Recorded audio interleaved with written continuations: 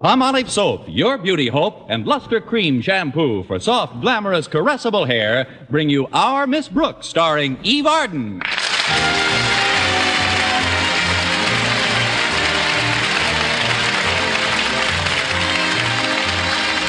the 4th of July weekend arrived at Madison High Summer School, it was welcomed most enthusiastically by Our Miss Brooks, who teaches English there.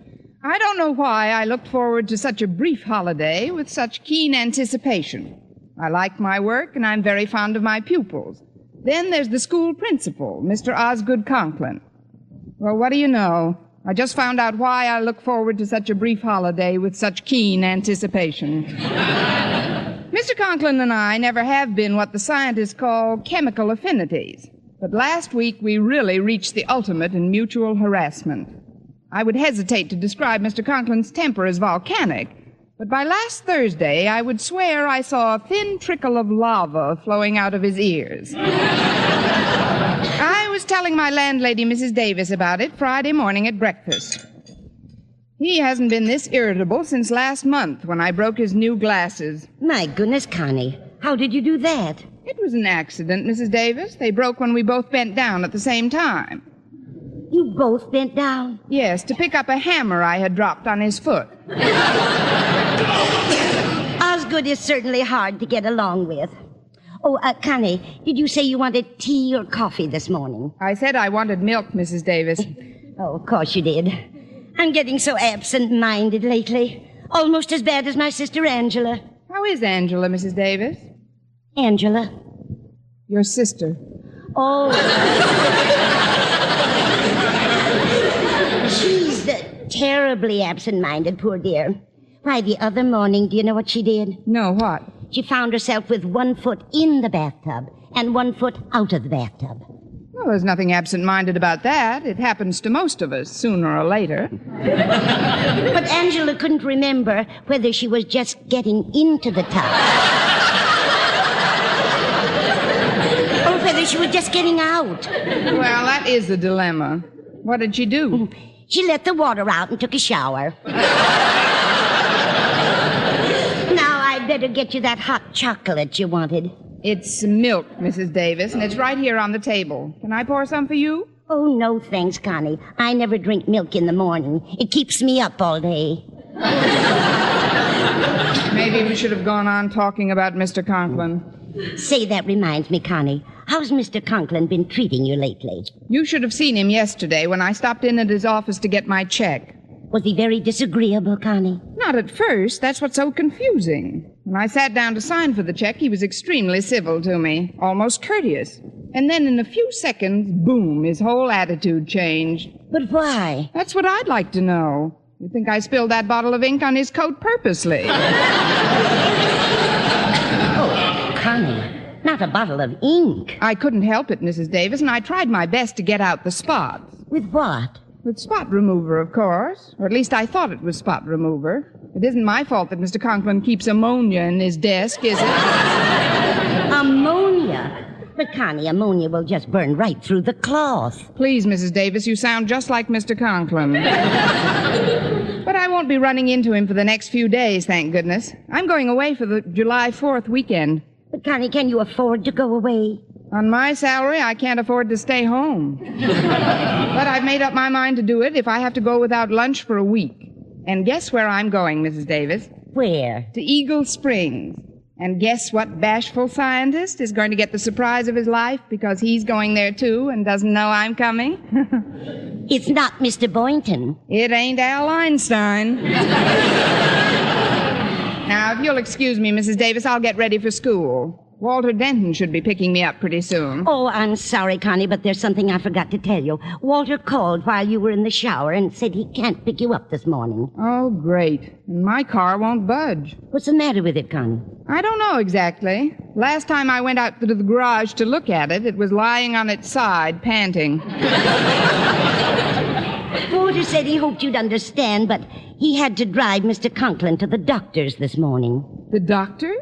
Why, that's a shame. I wonder what's wrong with poor Mr. Conklin.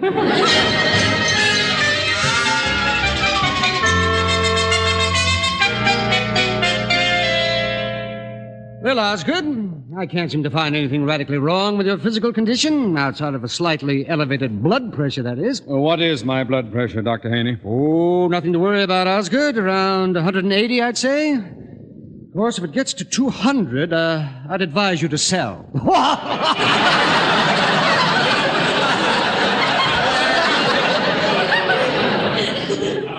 If there's one thing I've always wanted, it's a comical physician. Now tell me, Doctor, what's wrong with me? Well, I can't discover any physical symptoms, Osgood, but there's no doubt about it. Something seems to be troubling you mentally. Now, what is it? It isn't a what, it's a who. And what a who. Even when we're not together, I can still see her face before me. But, Osgood, who is this woman? It's Miss Brooks, Doctor. She teaches English at Madison. It seems to me, Osgood, if Miss Brooks grates on your nerves so much, you shouldn't let her cross your path. Avoid contact with her whenever possible. As a matter of fact, I recommend that you leave town for a few days. That's it. I'll do it. I'll go away for the 4th of July weekend. But where? Oh, it doesn't matter where. Do your world of good to get away for a few days. Say, now, maybe I can help you. You? Why, sure. I know the squaw in charge of reservations on the chief.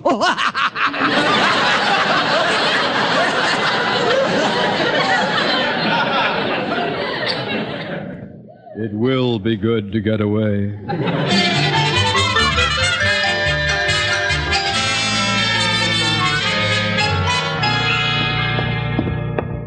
Oh, hello, Miss Brooks. You're just the person I wanted to see. Good morning, Harriet. What can I do for you? It's Daddy, Miss Brooks. I'm real worried about him.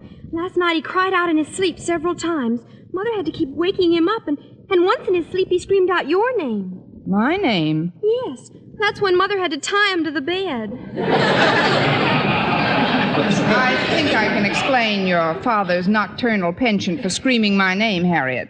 We've spent the better part of this week exchanging unpleasantries. Then Daddy did have words with you? Harriet, your daddy had words that I wouldn't repeat in front of a sailor.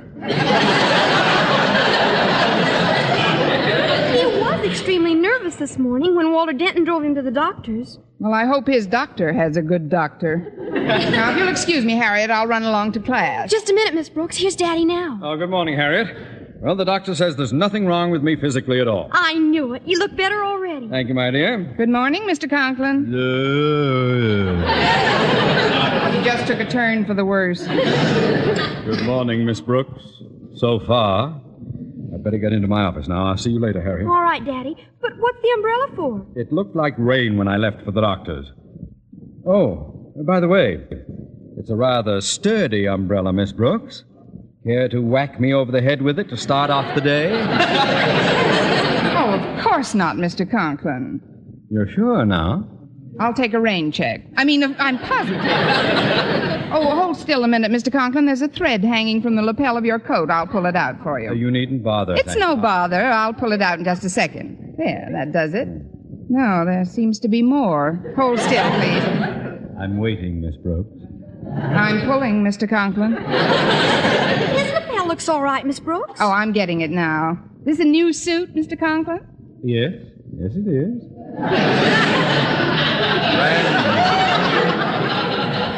No doubt you remember my old suit, Miss Brooks. The one with the ink spots. Ink spots? How in the world did you get... Oh, that one.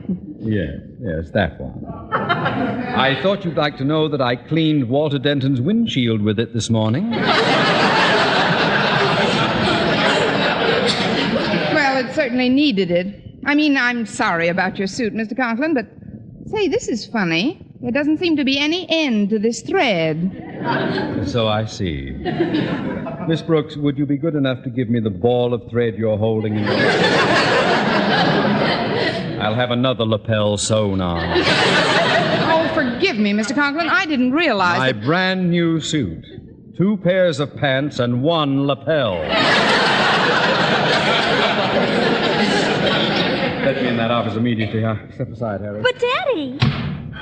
Daddy seems quite annoyed at you this morning, doesn't he, Miss Brooks? I think so. In fact, there's an old Eskimo saying that describes his feelings toward me perfectly.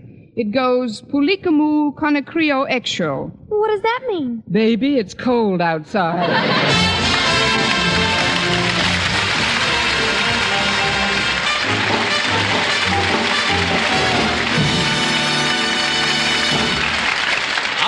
Brooks, starring Eve Arden, will continue in just a moment. But first, here is Vern Smith.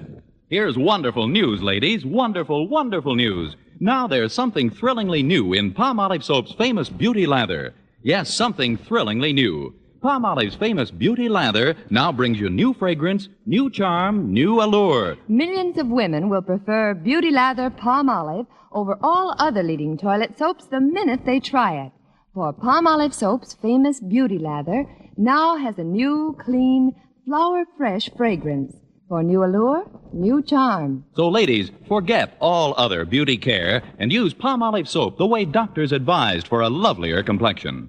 Just stop improper cleansing and instead wash your face with Palmolive Soap 3 times a day, massaging Palmolive's wonderful Beauty Lather onto your skin for 60 seconds each time to get its full beautifying effect. Then rinse. That's all. All types of skin, young, older, oily, respond to it quickly. Don't wait another day to try Palmolive's Beauty Lather. You'll be thrilled by its new fragrance, new charm, new allure. Thrilled again by the fresher, brighter complexion doctors prove may soon be yours. For new loveliness all over, use big bath-size Palmolive in tub or shower.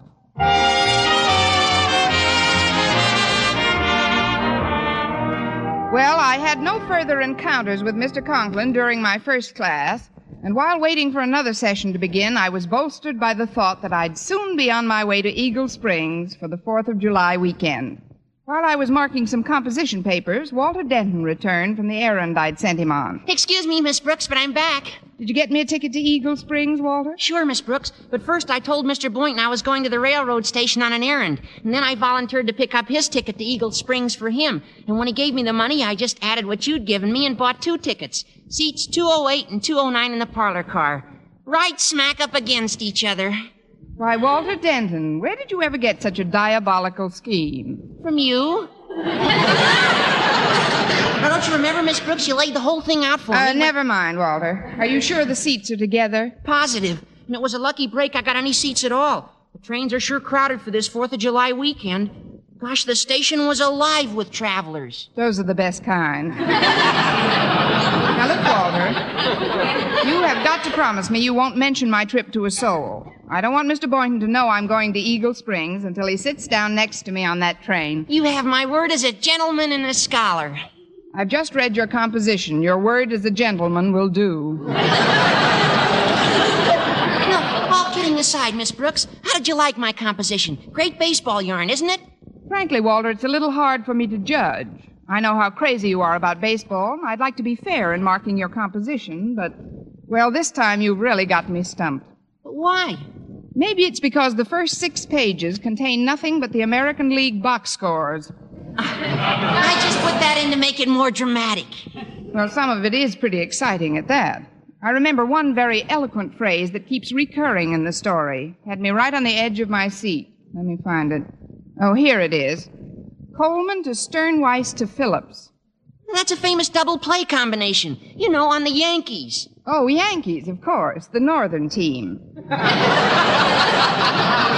Now, you'd better be getting on to your next class. Okay, Miss Brooks. Oh, before I go, is there anything I can do for you while you're out of town? Yes, Walter. Come to think of it, there is something you can do. You'll probably be seeing a lot of Harriet Conklin over the weekend, won't you? That's for sure. Well, you can do me this one big favor. Whenever Mr. Conklin's in the vicinity, please don't mention my name. When Mr. Conklin's in the vicinity, I'm usually not. He hates me, you know.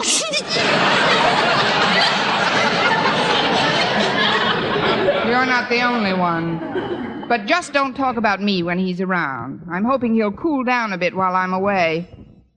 Oh, there's that pesky fly again. He's been in here all morning. I'll be darned if I'd hang around summer school all day if I was a fly. Maybe he needs the credits. Hand me that fly swatter, Walter. Thanks. Oh, he lit over here on the door, Miss Brooks. I'll open it and let him fly out. No, don't, Walter. He looks like a germ carrier. I think I've got a good bead on the little pest. Here goes.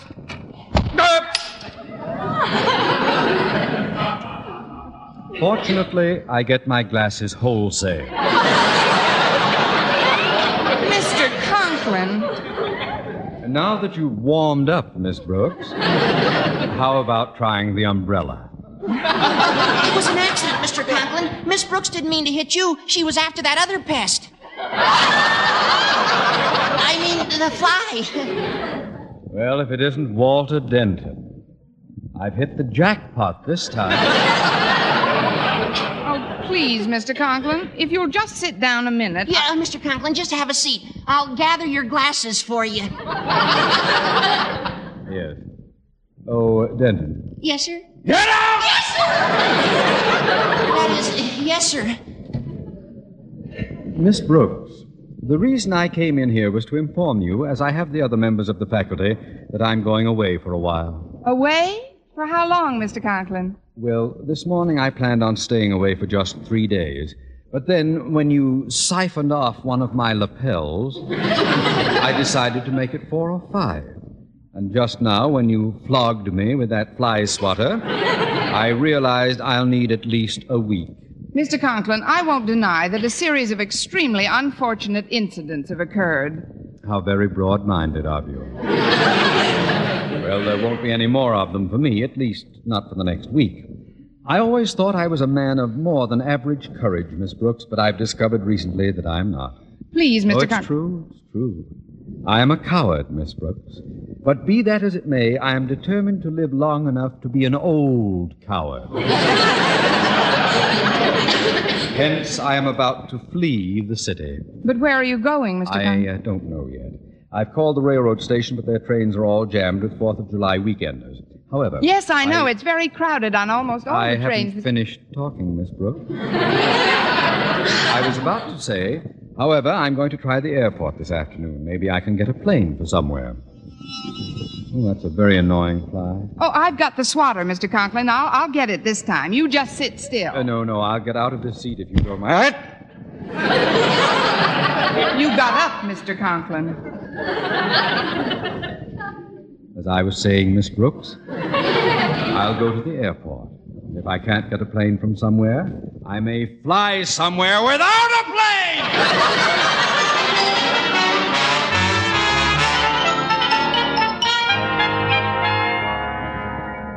So, class, it only requires a little concentration to avoid embarrassing mistakes in conversation. We'll take up next the works of Lord Byron. That's all for now. Class dismissed, and have a nice weekend. Oh, excuse me, Miss Brooks. Could I see you for a minute? Why, Mr. Boynton, you may see me for longer than that. Come in, won't you? I just wanted to say goodbye, Miss Brooks. Oh? Going somewhere? Yes. Walter Denton just got me a ticket on the 4:15 to Eagle Springs. I'm going to spend the 4th of July weekend up there. How nice for you, Mr. Boynton. It should do you a world of good. Yes, I really need the rest. I've been working pretty hard lately. Still, I want you to know I'll miss our regular Friday afternoon date, Miss Brooks. I don't see why. That was a pretty tiresome crowd we were running around with. Miss Brooks, we went to the zoo on Fridays. That's what I mean. Every week, the same old hairy faces. Well, it does a man good to get away from town every so often. Gives him a chance to think things out. Commune with nature, as it were. You know, I like to get next to Mother Nature once in a while. Now, isn't that funny? I feel the same way about Father Nature. That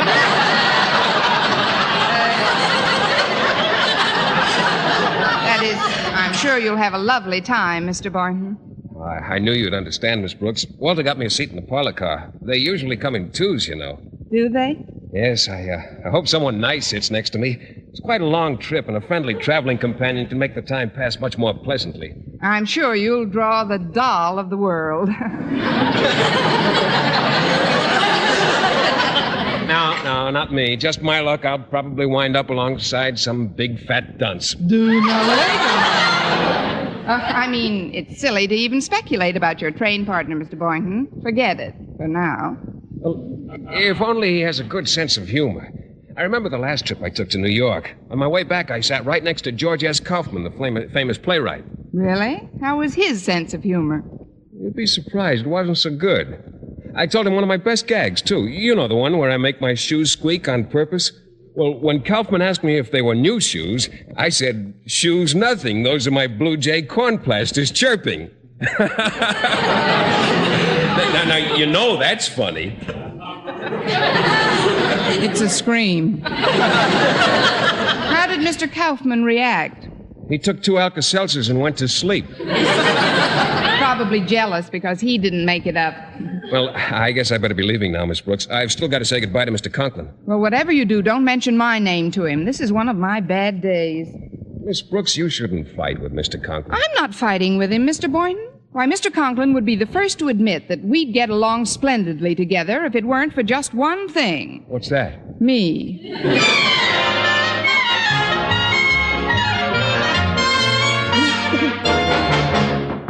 Come in. Oh, I just dropped in to say goodbye, Mr. Conklin. Oh, sit down a minute, Boynton. I'm just getting some information from the Travel Bureau.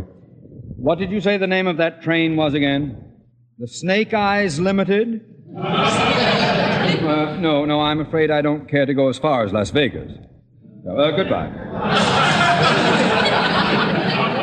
Now then, you were saying? Just goodbye, Mr. Conklin.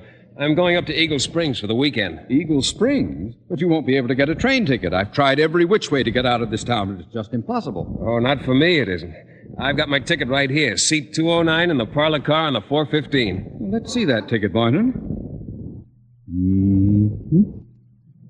Well, I'll be running along now, if you don't mind. Just a moment, Boynton. Boynton, I've always looked upon you as one of the outstanding members of Madison's faculty. Not just as a teacher, mind, although you're one of the best. Oh, thank you, Mr. Conklin. But also as a human being. You, Boynton, are the type of chap who would never let anyone down. Oh, gosh, Mr. Conklin. That's why I know you'll sell me that ticket and postpone your own vacation. Postpone it, but Mr. Conklin, I can't. Can't? In the vocabulary of a Madison High School teacher, there is no such word as can't. Well, then I won't. Oh, I'm sorry, sir, but I've worked very hard for this vacation, Of course you have, my boy. It was selfish of me to even suggest that you give me your ticket on the train. The fact that I'm on the verge of complete mental breakdown should not sway you in the slightest. Mental breakdown? Well, I'm sorry to hear that, Mr. Conklin. Oh, chin up, boy. Wipe that frown from your face. You should be smiling. You're going on a trip. A happy, carefree trip. Forget about me trembling in my stuffy little office. You're on the train, boy. I can see you now, sitting there in that plush parlor car, the sun streaming through the windows. What's this? Conductor is approaching. Tickets? Tickets, please. Where's your ticket? Here it is. Thanks, Boynton. I knew you'd come through.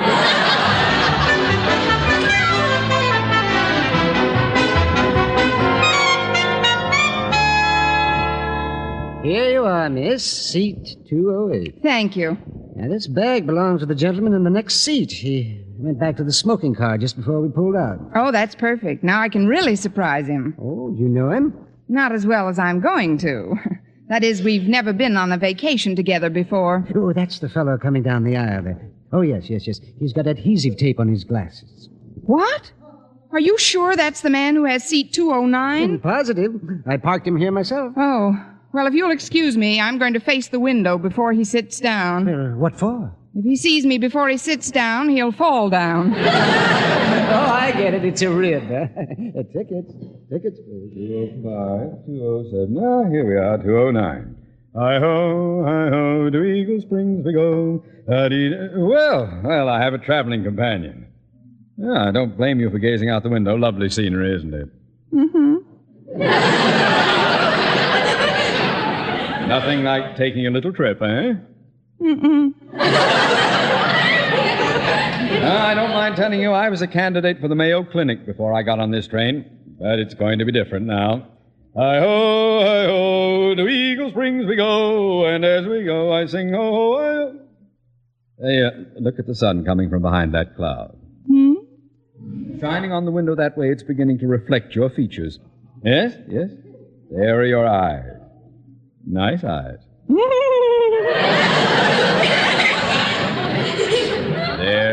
There's your nose. Pretty nose. There's your mouth, your chin. Put them all together, and they add up.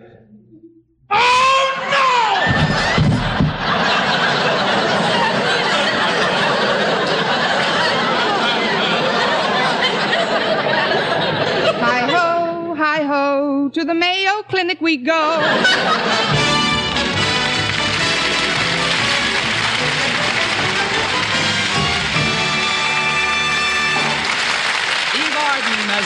Miss Brooks returns in just a moment, but first... Dream girl, beautiful luster cream girl. Tonight, yes, tonight, show him how much lovelier your hair can look after a Luster Cream shampoo. Luster Cream, world's finest shampoo. No other shampoo in the world gives you Kay Daumit's magic blend of secret ingredients plus gentle lanolin. Not a soap, not a liquid. Luster Cream shampoo leaves hair 3 ways lovelier. Fragrantly clean, free of loose dandruff, glistening with sheen, soft, manageable. Even in hardest water, Luster Cream lathers instantly. No special rinse needed after a Luster Cream shampoo. So gentle, Luster Cream is wonderful even for children's hair. Tonight, yes, tonight, try Luster Cream shampoo. Dream girl, beautiful luster cream girl. You owe your crowning glory to a luster cream shampoo. And now, once again, here is our Miss Brooks. Well, after I found out the identity of Mr. Boynton's summer replacement on the train, I altered my plans for the weekend. Computing the wind velocity and the rate of speed at which we were traveling, I decided not to get off until the first stop. Then I took the next train back to town. And when I arrived at the depot, I ran right into Walter Denton. Miss Brooks, what are you doing here? You should be halfway to Eagle Springs by now. I was, Walter, but I found out that Mr. Boynton isn't going, and I couldn't bear the thought of letting him spend the weekend alone. Alone? But, Miss Brooks, Mr. Boynton got a last-minute cancellation and left for Eagle Springs 5 minutes ago. What? Sure, I drove him down. Oh, great. Well, there's only one way I can celebrate the holiday now. I'll make an anonymous call to Mr. Conklin on Monday. An anonymous call? Yes, Walter. That's the 4th of July, and I'm really going to shoot off my mouth. Next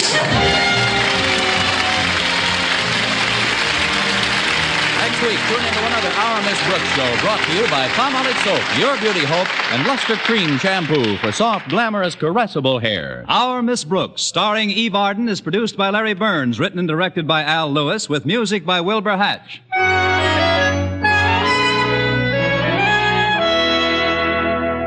Here's a money-saving offer, men. A giant tube and a large tube of Palmolive brushless shaving cream for 49 cents. Yes, a 70-cent value for only 49 cents. This offer is made solely to prove you, too, can get smoother, more comfortable shaves the Palmolive brushless way. Just follow directions on the tube and treat your face to wonderful shaves. Yes, for extra shaving comfort at extra low cost, don't miss this Palmolive brushless bargain. At drug and toilet goods counters, get both giant and large size Palmolive brushless. A 70-cent value for only 49 cents. Last year, forest fires laid waste 30 million acres of America's timberland. This year, only you can keep it from happening again. So when you or your family are camping, motoring in, or even near a forest area, remember these 4 rules. 1, crush out, completely out, all cigarette, cigar, and pipe ashes. 2, break matches in 2 after using. 3, drown all campfires, then stir and drown again. 4, before going near timber, ask fire authorities where campfires or even smoking are permitted. Remember, another 30 million acres will burn this year unless you are careful. For mystery liberally sprinkled with laughs, listen to Mr. and Mrs. North, the exciting, fun-packed adventures of an amateur detective and his beautiful wife. Tune in Tuesday evening over most of these same stations. And be with us again at this same time next week for another comedy episode of Our Miss Brooks. Bob Lamont speaking. This is CBS, the Columbia Broadcasting System.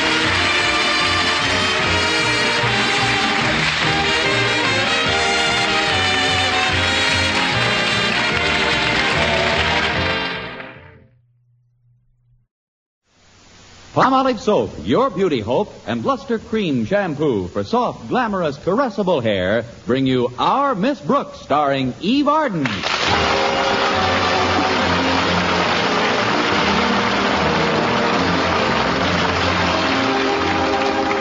After teaching English to the summer school students of Madison High all week long, last Saturday didn't arrive a minute too soon for Our Miss Brooks. Generally, the thing I like best about Saturday is that it gives me a full 12 hours to speculate upon just how boring Sunday will be. But last Saturday, while I was having breakfast with my landlady, Mrs. Davis, a bombshell was hurled into our usual routine.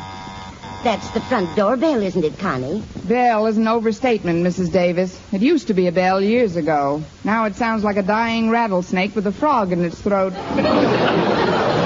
Connie, I wonder who it can be, anyway. All right, I'm coming. Maybe you shouldn't answer it, Connie. I've had the strangest feeling of foreboding all morning. Well, that's silly, Mrs. Davis. It might be good news. Why? Well, why should it be bad news? Why not? Let's have the playoffs when I come back. Good morning. I have a telegram here for a Mrs. Davis. Are you a Mrs. Davis? I'm not a Mrs. Anything yet. Don't tell me I've delivered this telegram to the wrong address. Well, I've never been guilty of that in all my years in the service.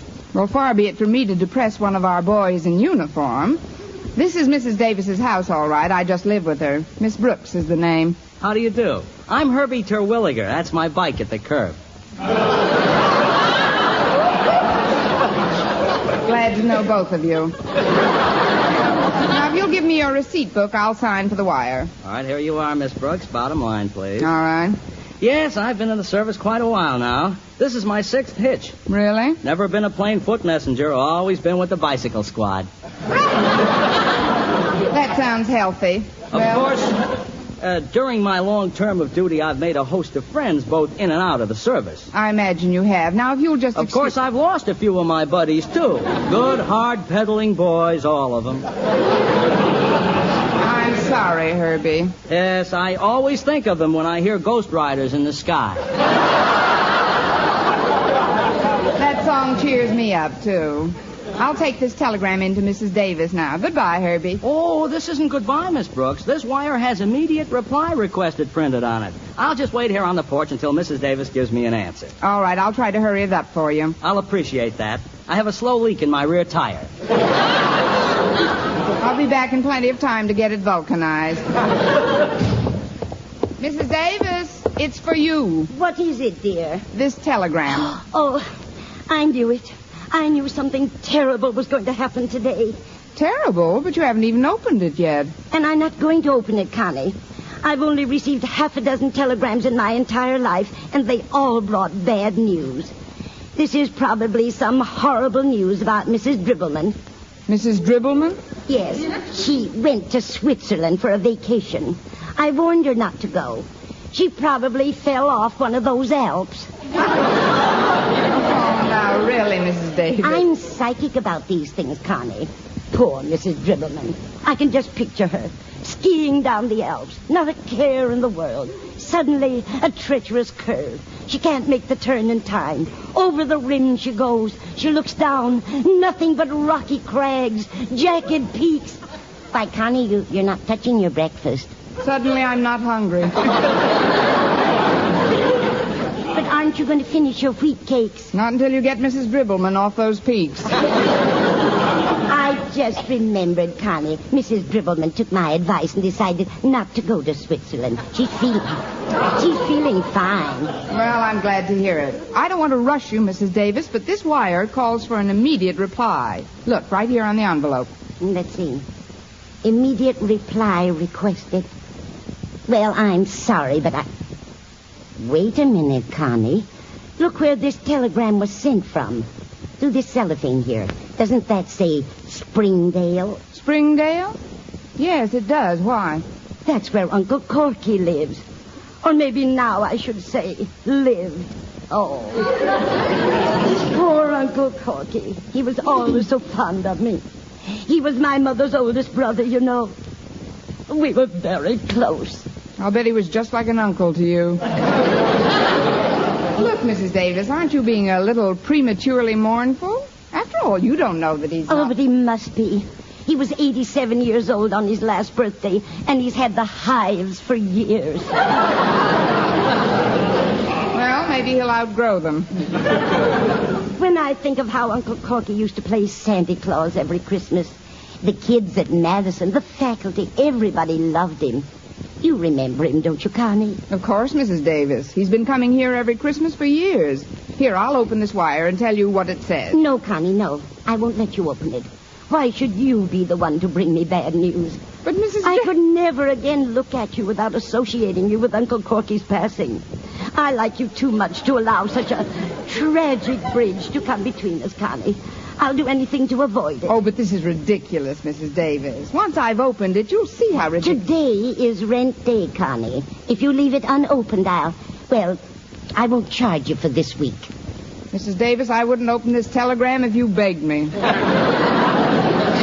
You promise, Connie? I swear it on this stack of wheat cakes. I know. There's a messenger outside waiting for the immediate reply. I'll ask him to open it. Wait here, Mrs. Davis. Oh, Herbie, would you come inside a minute, please? Oh, sure. Got the answer, Miss Brooks? Not yet. This is Mrs. Davis, Herbie. Mrs. Davis, this is Herbie Terwilliger. Oh, pleased to meet you. How do you do? Mrs. Davis is a little superstitious about opening telegrams, Herbie. Would you mind? Me? Yes, just open it up, will you? But I can't. That's the first rule I learned in basic training. Thou shalt not monkey with the messages. Well, we don't want you to monkey with it. Just open it. I'm sorry, Miss Brooks, but I can't touch it. Can't we forget about it for now? Forget about it? But what'll I tell my CO? This is an immediate reply requested. Can't you just tell him there is no reply? What? Me tell the chief there is no reply? Please, Mrs. Davis. That is tantamount to telling the Admiral, sir, there are no boats. Well, I don't care about the Admiral. I'm going to have another cup of coffee and think this thing over. I'll put enough on for all of us. All right, Mrs. Davis. Why doesn't she want to open the telegram, Miss Brooks? I'm afraid it's sheer superstition with her, Herbie. Oh, pardon me. Well, if it isn't Walter Denton. Hiya, Miss Brooks. Come in, Walter. What are you doing up so early on a Saturday? Well, I just came by to see if there are any odd jobs I could do for Mrs. Davis. You know, to pick up a little pin money. Well, I don't know about Mrs. Davis, but I'll give you a few pins if you'll do something for me. Come into the living room, will you? You know I'm your slave, Miss Brooks. What is it? You can open the telegram. The telegram? Yes. Brought by Herbie Terwilliger here when he was a much younger man.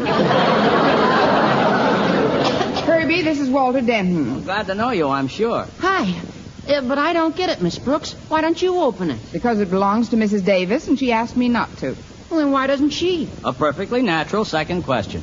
Because she's afraid it might contain some bad news. Well, I'd like to help you out, Miss Brooks, but opening other people's messages is very bad luck. Please, Walter, not you, too. You should have been at the Conklin's house with me this morning.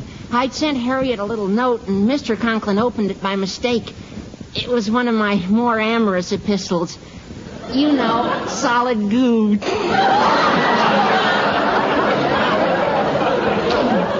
His opening it was sure unlucky, though. In what way? Right after he read it, he kicked me down the porch steps. Well, I hate to crash headlong into such a nostalgic moment, but this is getting out of hand. Walter, I insist that you open this wire. Oh, gosh, Miss Brooks, if you're going to be upset about it, hand it over. Here you are. Stop. You can't do it, Walter. Oh, hiya, Mrs. Davis. What's the trouble? You remember Uncle Corky, don't you? Uncle Corky? Oh, the old fellow with the beard who plays Santa Claus for us every year. Oh, sure, I remember him. How is he? He's left us, Walter. I'm afraid that's what this telegram is about. Really? But if it was about that, wouldn't it have a black border on it? No, Uncle Corky has a white beard. He was a nice old guy. Oh, look, why don't we take this wire over to Harriet to open? She's not afraid of anything. You're right, Walter. Anyone who could live with Mr. Conklin for 16 years must be made of iron. We'll take it over to Harriet and You'll do nothing of the sort. We'll just let it rest on this table for a while. But how about the answer? It's an immediate... Don't argue, Herbie. Maybe if the telegram rests for a while, Uncle Corky will feel better.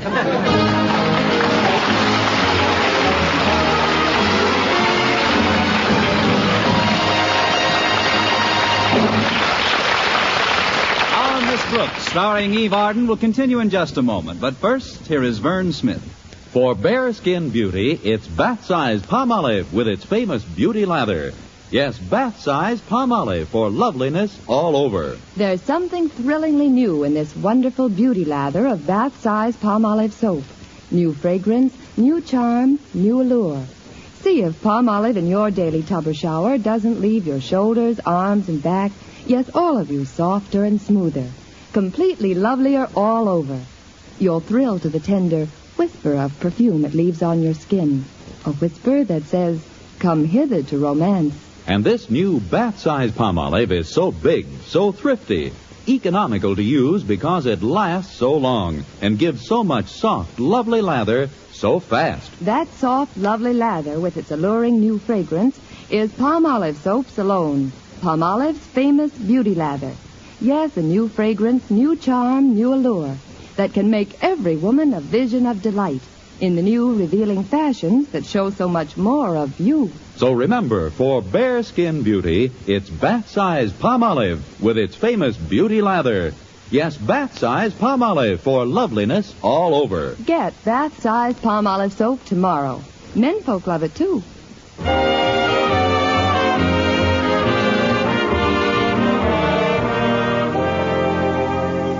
Well, I finally prevailed upon Mrs. Davis to let me take the telegram over to the Conklins to be opened. When I got to their house, Madison's beloved principal was asleep in a hammock, and Harriet was sitting on the porch steps reading. Hi, Harriet. What's that you're reading? Oh, it's a Western story, Miss Brooks. But please, lower your voice. Why, don't you want the Indians to hear? I don't want Daddy to hear you. He's taking a nap on the hammock. I dropped over to ask a favor of you, Harriet. It'll probably sound pretty silly to you, but, well, you know how peculiar Mrs. Davis is sometimes. Oh, of course. She got this telegram a while ago and simply refuses to open it. She insists that it contains bad news. That is peculiar. I wouldn't mind so much, but it's an immediate reply requested. Oh, Herbie. This is Herbie Terwilliger, Harriet. Pleased to meet your acquaintance, Miss Conklin. Hello. All I want you to do, Harriet, is to open the wire. Me? But why don't... She can't. She promised Mrs. Davis she wouldn't. Oh. Well, then why don't you? He can't. First rule of basic training. He shalt not monkey with the messages. Oh, it's all just a lot of superstitious nonsense, Harriet. Here, tear it open and let's get this over with, Well, if you think it's all right for a stranger to open Mrs. Davis's wire... Stranger? You're no stranger to Uncle Corky, Harriet. As I recall, you're one of his favorite kids here at Madison. Oh, is this wire from Uncle Corky? Mrs. Davis seems to think it's about him, from his next of kin or something. Next of kin? Oh, that dear old gentleman. I'll never forget what a kick he got out of playing Santa Claus at Christmas time. And now he's gone. What is it with that Uncle Corky? The minute you mention his name, people start shoveling.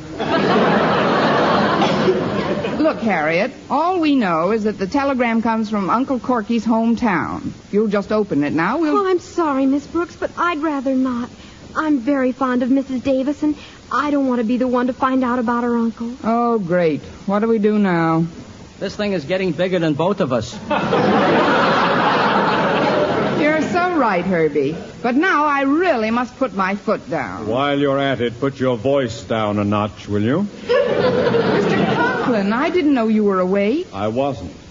Now that I am, what is all this about a telegram? It belongs to Mrs. Davis, Mr. Conklin. She won't open it because it concerns her Uncle Corky. Uncle Corky? That old fraud? How can you speak that way?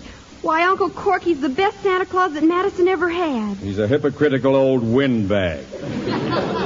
Time was when I was considered the best Santa Claus Madison ever had. But, Daddy, you said yourself that putting on that big red tummy was a lot of trouble. You'll have more trouble trying to get it off. Look, Mr. Conklin, I'm sorry I disturbed your nap, but if you'll just open this telegram for us... Why should I open it? Why, it makes me mad just to think of that egotistical, spotlight-grabbing old fulf. What? Don't you see, Daddy? Mrs. Davis is afraid to open the telegram because she thinks it's bad news. About Uncle Corky. She's afraid that Uncle Corky will never play Santa again. But what has Mrs. Davis got to... Never play Santa Claus again? You mean she thinks he's... Yes, Daddy. Oh, that poor old gentleman. How well I remember the merry twinkle in his eye. And that rollicking, cheerful voice as he strolled among us. I remember the first time he came to us at Christmas, how artfully he played Kris Kringle. What was it he used to say so cleverly? Oh, yes. Ho, ho, ho. He ad-libbed every word of it, too. There's something I'd like to remind you of, Mr. Conklin. Nobody knows that Uncle Corky has ho-hoed his last ho. So if you will just open this telegram... No, I'm sorry, Miss Brooks, but I'll have no part of this telegram. Although not addicted to silly superstition, I see no reason to put the whammy on myself. Now, if you'll excuse me, I'd like to continue my nap. And if you'll excuse me, I'd like to go to lunch. I'm starved. Certainly, my boy. Just run along. I'll get a bite at the drugstore, and I'll see you back at Mrs. Davis's house, Miss Brooks. All right, Herbie. Goodbye. Goodbye, Herbie. Goodbye, Harriet. Goodbye, Mr. Conklin. Goodbye. Now then, Miss Brooks, if you don't mind, Who was that?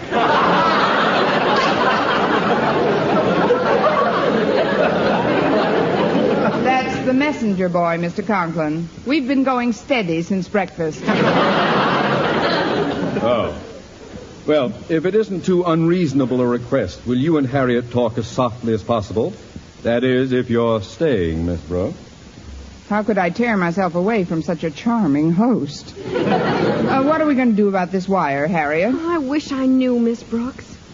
Wait a minute. Maybe we can read the message without opening it.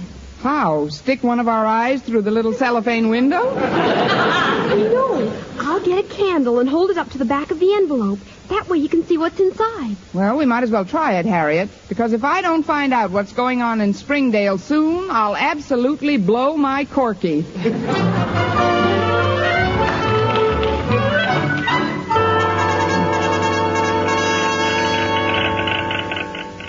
I don't know what Springdale's coming to. What kind of a telegraph outfit is this anyway? Now, simmer down, Corky. You've already waited 2 hours for that immediate reply. Another 5 minutes doesn't matter. It does when you're 87, boy.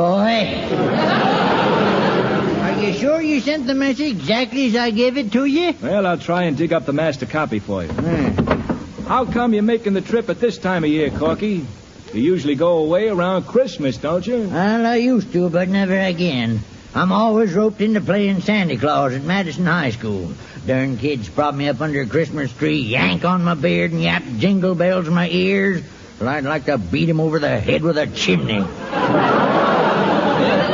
Well, you won't have to worry about Christmas this trip, Corky. You can take advantage of this nice July weather. Play some golf or something. No, not me. I gave up golf a month ago. Why? At my age, I don't feel safe being so close to a hole in the ground.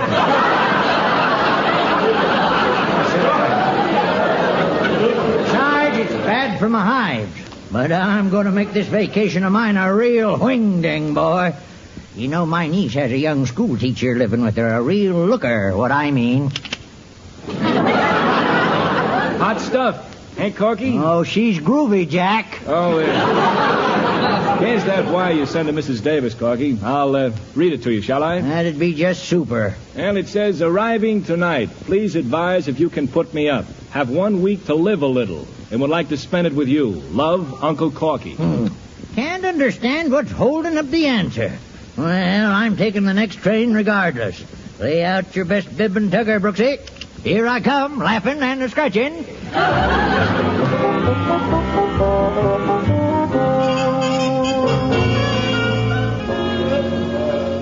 Hold the telegram a little closer to the candle, Miss Brooks. There. Can you see anything yet? Yes, Harriet, I can make out 3 words very clearly. What do they say, Miss Brooks? Don't write telegraph. Move it a little closer to the flame. That's too close, Miss Brooks. Look out, the telegram's on fire. Oh, no. Miss Brooks, you dropped it. Well, under the circumstances, Harriet, I thought it highly advisable. You see, I left my asbestos gloves at the laundromat. Quick, Miss Brooks, step on it. I'm glad I didn't wear my open-toed shoes today. What on earth is all this racket? Oh, it's you. Miss Brooks, you dance divinely. Thank you, Mr. Conklin. This is the step that won me a cup at the fireman's ball. I see. Well, if you're quite finished with your little flame dance, Miss Brooks, I trust that your next step will be a long one in the direction of your home. First, we've got to find out what's in the telegram, or what's left of it. It's from Uncle Corky. So, the hammy old goat's alive after all. What does it say, Miss Brooks? Well, some of it's been destroyed, Harriet. What's left says, arriving tonight, have 1 week to live.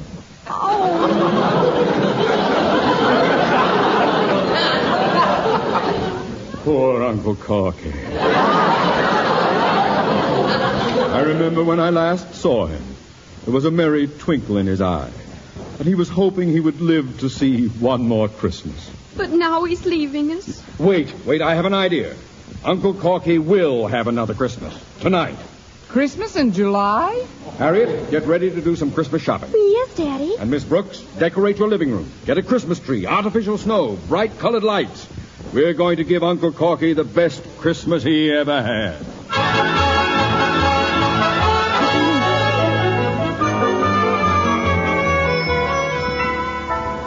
Oh, Uncle Corky will simply adore this Christmas tree, Connie. It's a silver fir, isn't it? Yes, it'll match his beard beautifully. I hope the others get here with their Christmas gifts before Uncle Corky arrives. It's already 8 o'clock, and they said they'd... What was that? Oh, that's Herbie. He fell asleep on the couch this afternoon, waiting for the immediate reply. Poor Herbie. His CO will think he's gone over the hill. Mrs. Davis, would you plug this in the socket, please? I want to see how the tree looks with the lights on. All right, Connie. There. How does it look? Lovely, Mrs. Davis. Really beautiful. A Christmas tree? Have I been here that long?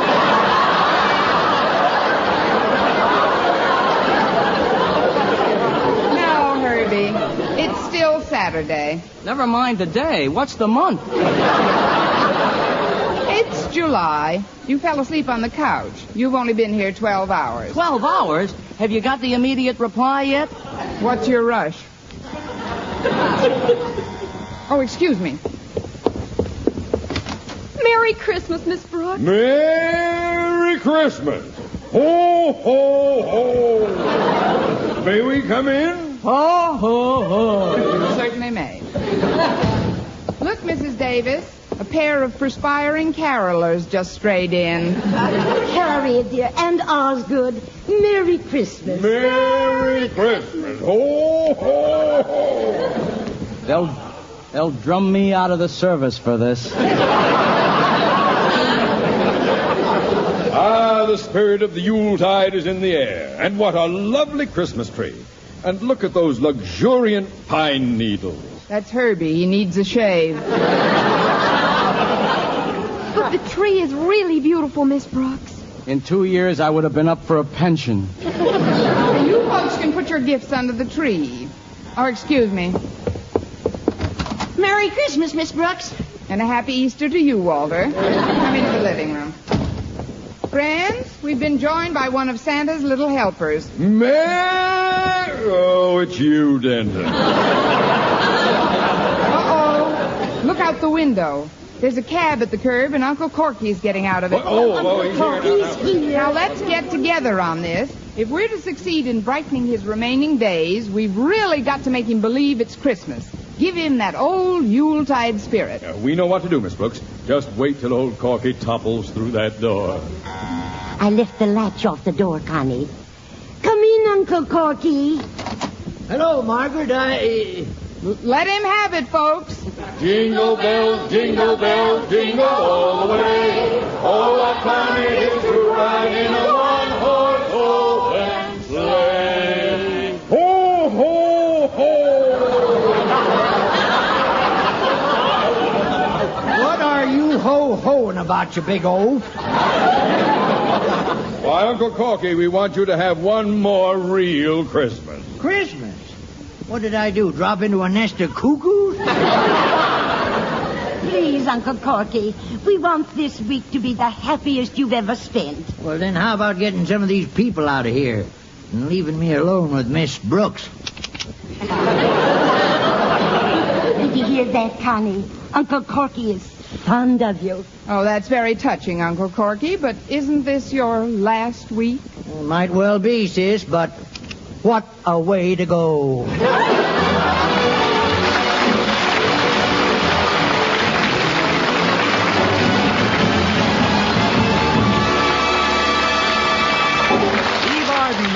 Miss Brooks returns in just a moment, but first... Dream girl, beautiful luster cream girl. Tonight, yes, tonight, show him how much lovelier your hair can look after a Luster Cream shampoo. Luster Cream, world's finest shampoo. No other shampoo in the world gives you Kay Daumit's magic blend of secret ingredients plus gentle lanolin. Not a soap, not a liquid, Luster Cream shampoo leaves hair 3 ways lovelier. Fragrantly clean, free of loose dandruff, glistening with sheen, soft, manageable. Even in hardest water, Luster Cream lathers instantly. No special rinse needed after a Luster Cream shampoo. So gentle, Luster Cream is wonderful even for children's hair. Tonight, yes, tonight, try Luster Cream shampoo. Dream girl, beautiful luster cream girl. You owe your crowning glory to a luster cream shampoo.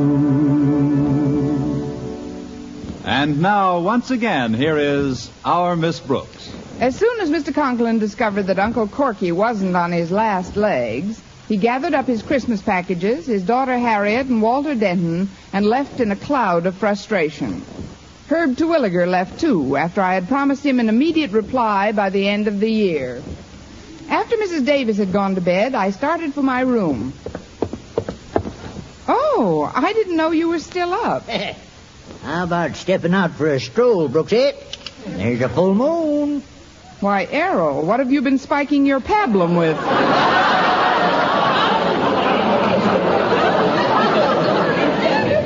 Frankly, Uncle Corky, I'm afraid you're a few minutes too old for me. Too old? Why, don't you know that the longer a man lives, the more he knows about romance? I may be 87, but I really got the know-how. You may have the know-how, but believe me, you'll still find it tough to get the who with.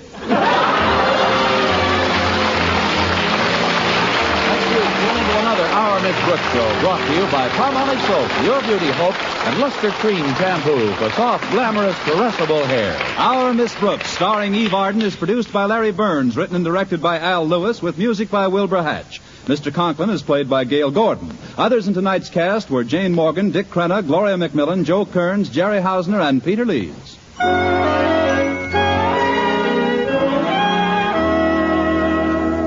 Here's a money-saving offer, men. A giant tube and a large tube of Palmolive brushless shaving cream for 49 cents. Yes, a 70-cent value for only 49 cents. This offer is made solely to prove you, too, can get smoother, more comfortable shaves the Palmolive brushless way. Just follow directions on the tube and treat your face to wonderful shaves. Yes, for extra shaving comfort at extra low cost, don't miss this Palmolive brushless bargain. At drug and toilet goods counters, get both giant and large size Palmolive brushless. A 70-cent value for only 49 cents.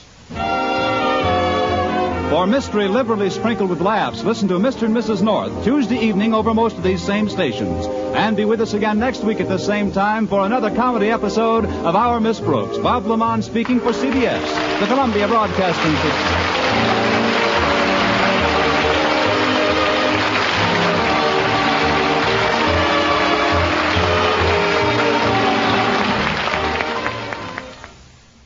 Palmolive Soap, Your Beauty Hope, and Luster Cream Shampoo for soft, glamorous, caressable hair bring you Our Miss Brooks, starring Eve Arden.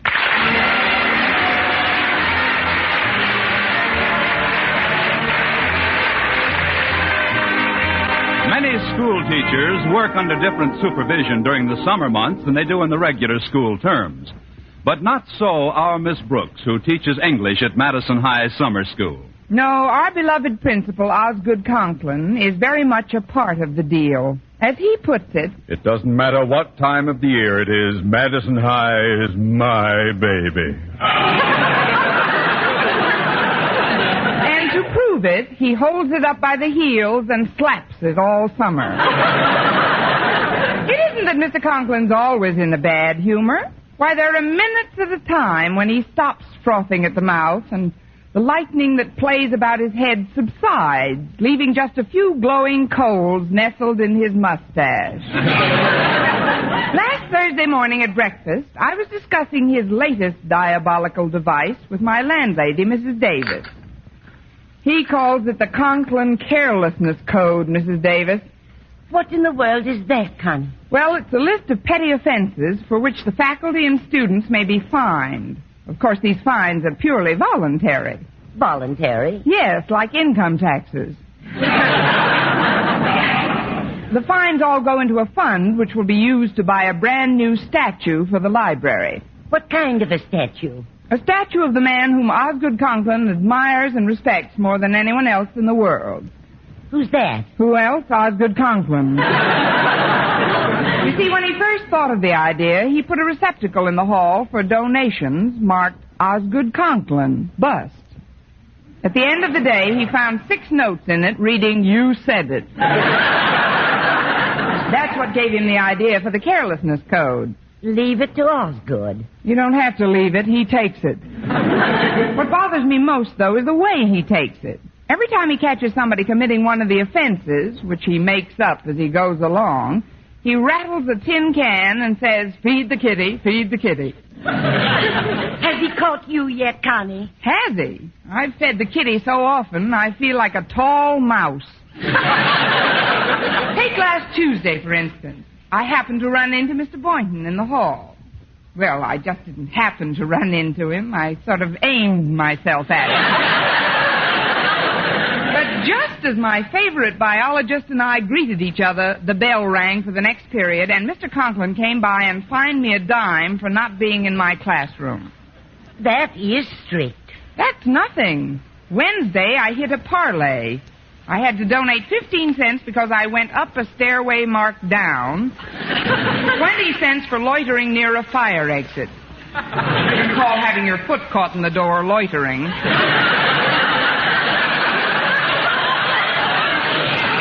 Connie, do you have to submit to all these fines? I mean, has Mr. Conklin the right to do all this? We voted on it in assembly. Of course, it was really more like a plebiscite. You know, vote yes any way you want to. It isn't the money I miss so much. It's the lunches I could have bought with it. Imagine it. Not having enough money for lunch. I don't have to imagine it. Those fines add up, you know. You poor dear. It has been an expensive week for you, hasn't it? Yes, and that's what worries me so much today. I haven't got a dime in my purse. He can get me on a vagrancy rap. Oh, well, maybe it's for the best. The less I have on me, the less I can donate to the bust. For the bust.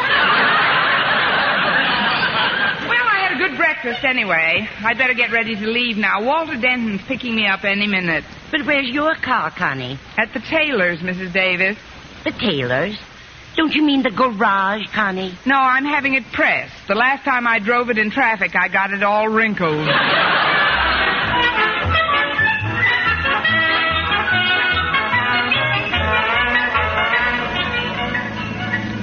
I'm glad you called for me promptly today, Walter. The Conklin Code provides a stiff fine for tardiness. Believe me, Miss Brooks, my punctuality was not inspired by purely altruistic motives. By that, I mean I, too, have been harpooned by our beloved principal. I'm glad you explained it. Miss Brooks, I don't like the way things are going at Madison High. We've got to take some steps. What? And get fined for stealing school property? No, I'm serious. This Conklin Code is nothing but medieval tyranny. Why, yesterday he fined me 15 cents for whistling outside of his office. A downright injustice. Why? Weren't you whistling? Well, sure I was whistling, but I didn't know he was in his office. I was just trying to get Harriet's attention. She was down at the end of the hall. Besides, I think the fine was exorbitant. All I gave was a 2-finger job. A 2-finger job? You mean where you put 2 fingers in your mouth and then blast? Yeah, that's the one. 15 cents he soaked me. I've heard that whistle, Walter, and in all honesty, I must confess that I consider 7.5 cents a finger very reasonable. But the entire code is founded on injustice. Miss Brooks, I've talked it over with the other kids at school, and we've appointed you our leader. Me? You are the logical member of the faculty to cross swords with Mr. Conklin. Oh, now, wait a minute, Walter. I've crossed swords with Mr. Conklin often enough to know that all you can get out of it is a bent sword. But you can't avoid this responsibility, Miss Brooks. We've got to fight fire with fire. You are the knight we have chosen to slay the dragon. I'm sorry, Walter, but my card in the Dragon Slayers Union expired. Besides, the bust is supposed to be finished by tomorrow. But how do we know there's enough in the kitty to pay for it? Oh, here's the school. Did I stop too suddenly for you? Not at all. I always like to kiss the windshield goodbye.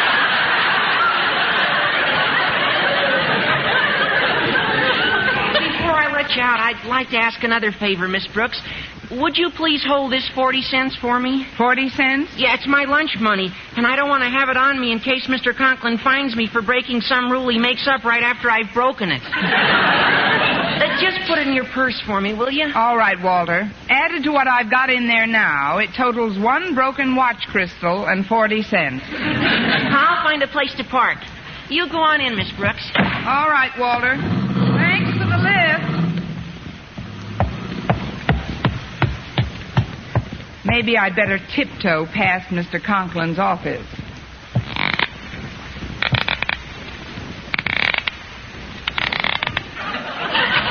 Squeaky shoes, 20 cents. Oh, but...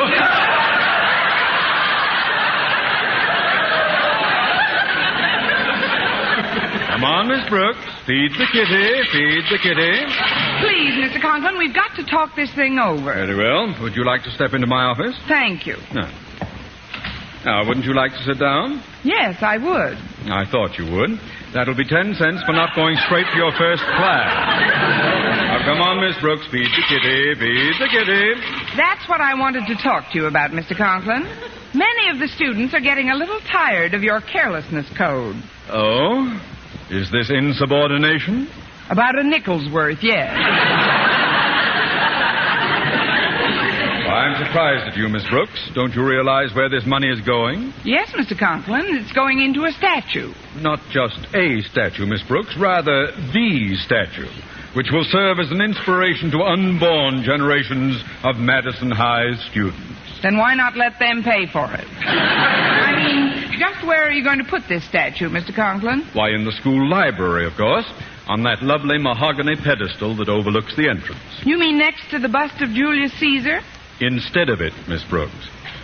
That's a pretty big job, summer replacement for Julius Caesar. Where are you going to put the other statue? Before the Board of Education takes their next inventory, Caesar may meet with an accident. It's possible. He met with one before. I meant the statue, Miss Brooks. Who knows? Inadvertently, it might be severely damaged. Why, Mr. Conklin, you're not thinking Not out loud, I'm not. No. Oh, before I forget, Miss Brooks, I want you to straighten out the records in the library at once. Walter Denton's been acting as school librarian for the past few weeks, and needless to say, he's made a mess of everything.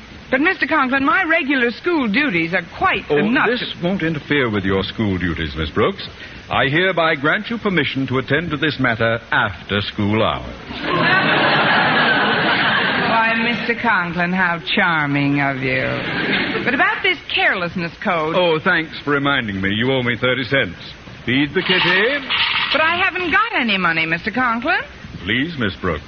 I distinctly heard your purse rattle when you sat down. Oh, well, I might as well add embezzling to my other crimes. Here you are, Mr. Conklin. But, Miss Brooks, I only asked for 30 cents. You put 40 in the kitty. Hang on to it, Mr. Conklin. I'll try my best to earn another fine before the day is out.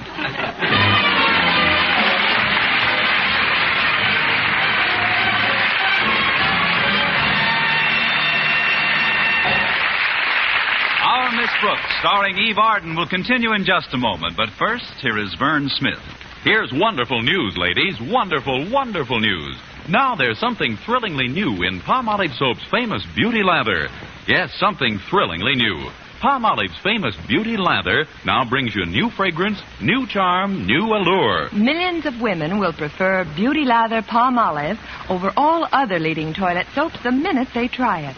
For Palmolive Soap's famous Beauty Lather now has a new, clean, flower-fresh fragrance for new allure, new charm. So, ladies, forget all other beauty care and use Palmolive soap the way doctors advised for a lovelier complexion. Just stop improper cleansing and instead wash your face with Palmolive soap 3 times a day, massaging Palmolive's wonderful beauty lather onto your skin for 60 seconds each time to get its full beautifying effect. Then rinse. That's all. All types of skin, young, older, oily, respond to it quickly. Don't wait another day to try Palmolive's beauty lather. You'll be thrilled by its new fragrance, new charm, new allure. Thrilled again by the fresher, brighter complexion doctors prove may soon be yours. For new loveliness all over, use big bath-sized Palmolive in tub or shower.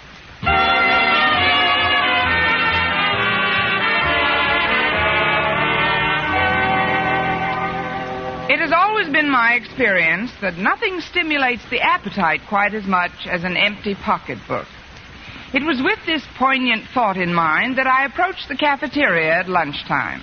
As I strolled slowly down the long line of tempting morsels on the steam table, Harriet Conklin, who was helping out behind the counter, came over to me. Can I serve you something, Miss Brooks? No, thank you. Just smelling. Finished serving. Now I'm going to have my lunch. I've got it all ready on this tray here. Care to join me? All right, Harriet. I'll have some water and a napkin.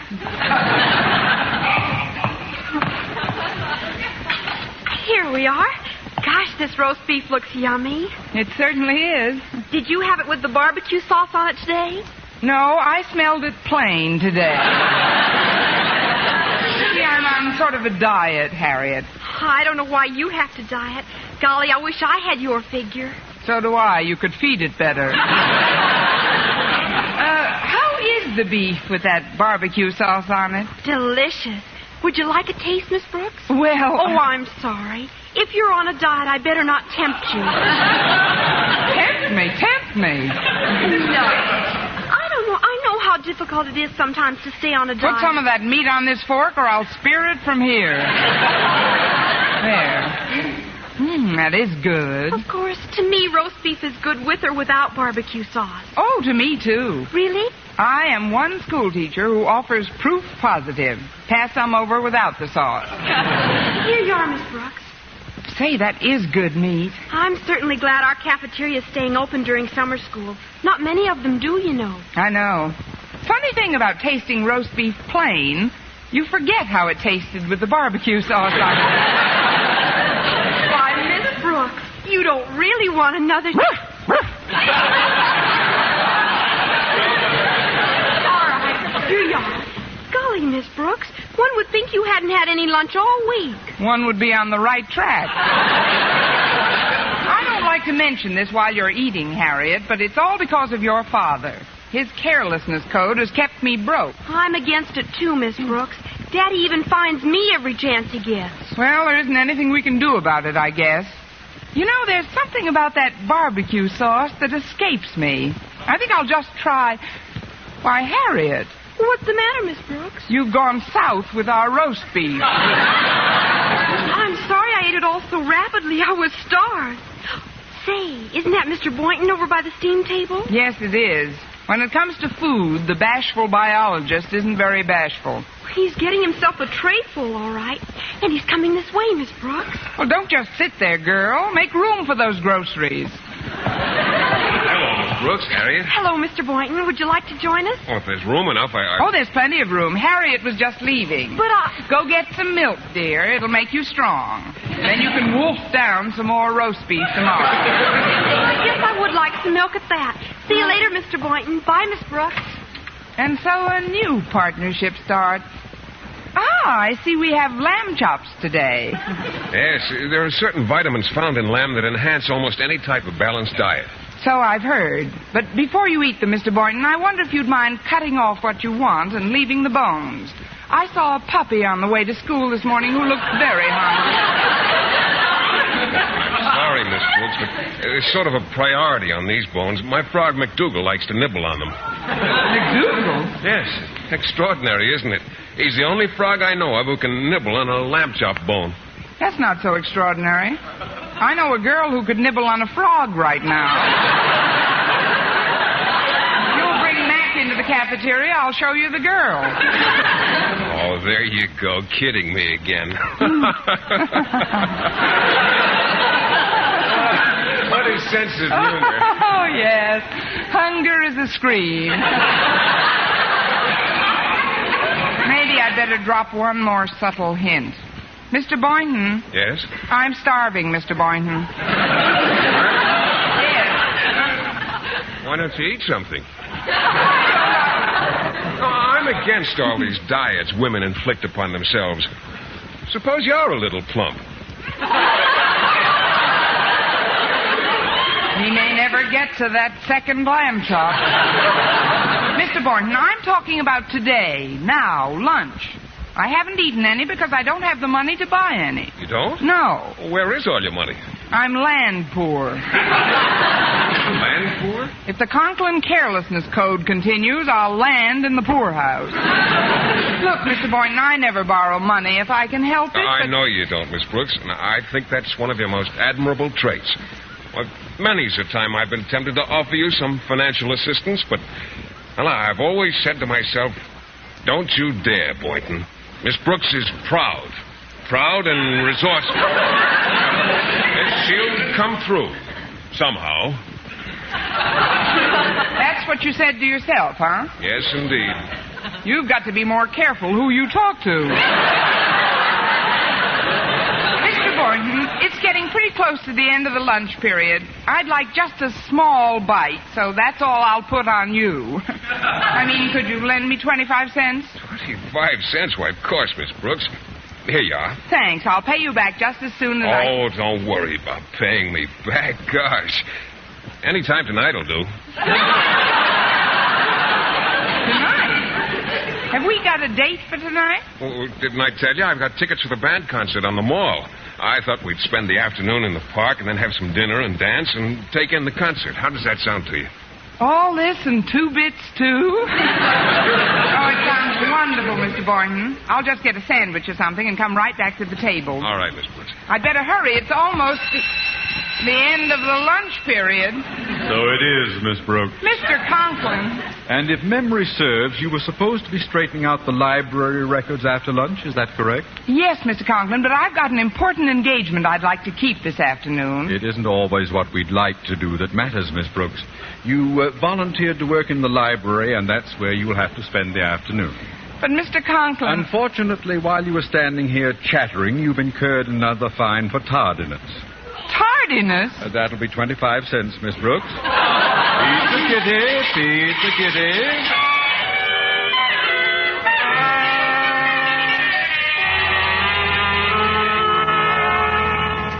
I'm afraid I didn't keep these library cards very neatly, Miss Brooks. They're pretty thoroughly scrambled. If I had some ketchup, I'd have them for lunch. Let's see here. These cards really are scrambled. What does this cryptic entry mean? The Three Musketeers, Alexandre Dumas, or Mike Shaughnessy? Oh, The Three Musketeers is the title of a book. Yes, I know, Walter, but underneath the title, why did you write Alexandre Dumas or Mike Shaughnessy? Well, frankly, Miss Brooks, I was a little confused. You see, I couldn't remember whether Alexander Dumas wrote the book and Shaughnessy took it out, or if Shaughnessy wrote it and Dumas...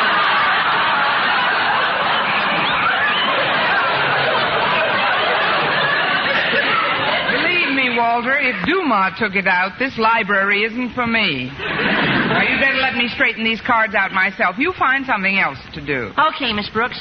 I'll grab a rag and dust off old Marblehead. Old Marblehead? Yeah, that's what we call the statue of Caesar, because his head's made out of marble. Of course, even though Mr. Conklin's head isn't made out of marble, we also call him... Yes, I know. You needn't bother dusting off this old Marblehead.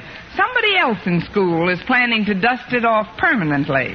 In fact, Caesar may meet with an accident almost any time now. I beg your pardon, Miss Brooks. Well, what do you know? The Ides of March.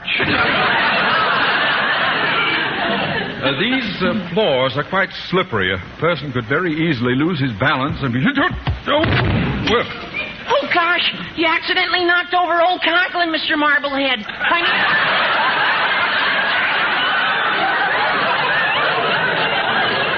quiet, Denton. What a shocking misfortune. Why, I love this statue of Caesar, with his delicately chiseled features, his fine Roman nose. You'd better learn to love him without his nose. It just rolled under the desk. Here, Walter, help me lift Caesar back on the pedestal. No, please. It was my clumsiness that knocked it off. I'll lift it back on myself. Well, steady does it. Good firm grip now. Walter. Yes, Miss Brooks? Set Caesar up in the next alley. Mr. Conklin's got another shot coming. I dropped in to inform you, Miss Brooks, that thanks to your last contribution, my statue has been paid for in full. It will be delivered tomorrow morning and unveiled at noon. I shall want it kept under cover and... Denton, what are you stuffing into that canvas bag? The things that are Caesar's, Mr. Conklin. His ears and nose, and also the rest of him. I figured I could take it over to the shop and patch it up a little and... Just leave it where it is, Denton. You see, Miss Brooks, we have only the one pedestal. Haven't we just? And since Julius has been so brutally damaged... Oh, he won't be damaged anymore, Mr. Conklin. I'll see to that. This statue is school property, and if anyone tries to injure it in any way, I'll report him to the student council and the Board of Education.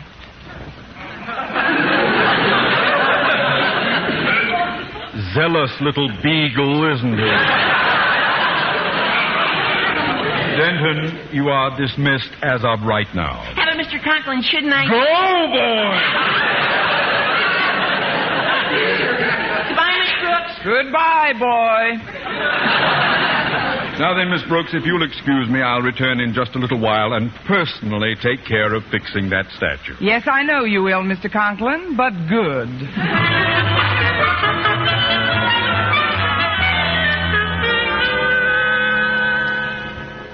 Pardon me, Miss Brooks, but where shall I put this statue? Statue? Oh, just put it on the desk here for now. There. Well, if it isn't old Marblehead II. It's pretty good likeness of Mr. Conklin, isn't it? If you like Mr. Conklin's likeness, yes. But this wasn't supposed to be delivered until tomorrow. I know, but the custodian just told me that they wanted to surprise Mr. Conklin. Is there any place we could hide it temporarily? Hide it? Why, yes, there is a place we could hide it, Mr. Boynton. Right in this canvas bag. First, you'll have to take out this busted bust. All right. There. There's Julius Caesar. Say, his nose is off and his ear. Please, Mr. Boynton, there's no time to cut up touches with Julius. Now, slip Mr. Conklin's statue into the bag. All right. There he goes. Now, what do we do with Caesar?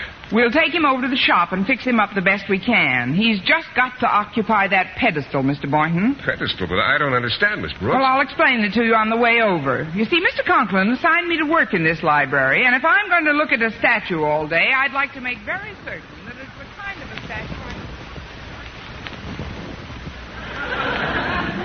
Oh, Miss Brooks? Miss Brooks? Must have stepped out for a moment. So much the better. Ah, yes, here's the canvas bag with old Marblehead still in it. Now, we'll just take this little hammer and commence. Friends, Romans, countrymen, I come to bury Caesar, not to praise him. Mr. Conklin, what are you doing? It should be obvious even to you, Miss Brooks. Yes. Well, Mr. Conklin, there's something I feel I should tell you. Very well, Miss Brooks, but while you're telling me, I'll continue with the business at hand. It's like this, Mr. Conklin. I would normally be very loath to interrupt what's obviously such a joyful hobby to you. I feel that what I have to tell you merits your immediate attention. Well, what is it, Miss Brooks? If it were something trivial, like being disgruntled over having to work in the library instead of going on a date with Mr. Boynton, who is now in the park by himself, I might hesitate to bother you.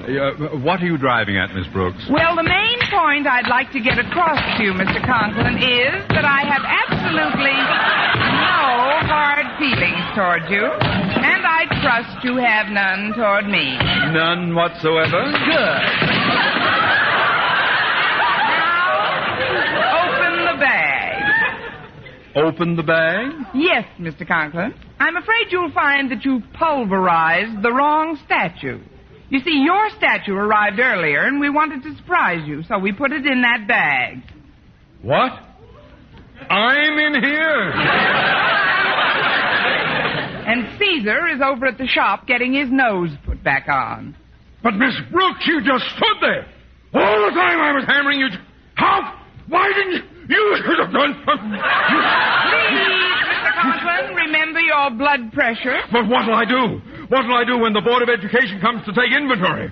What'll I put on that pedestal? Calm down, Mr. Conklin. I just found out that it'll only cost $15 to repair the bust of Caesar. $15? Yes, and I thought of a delightful way to collect the money. Really? How, Miss Brooks? Feed the kitty, Mr. Conklin. Feed the kitty.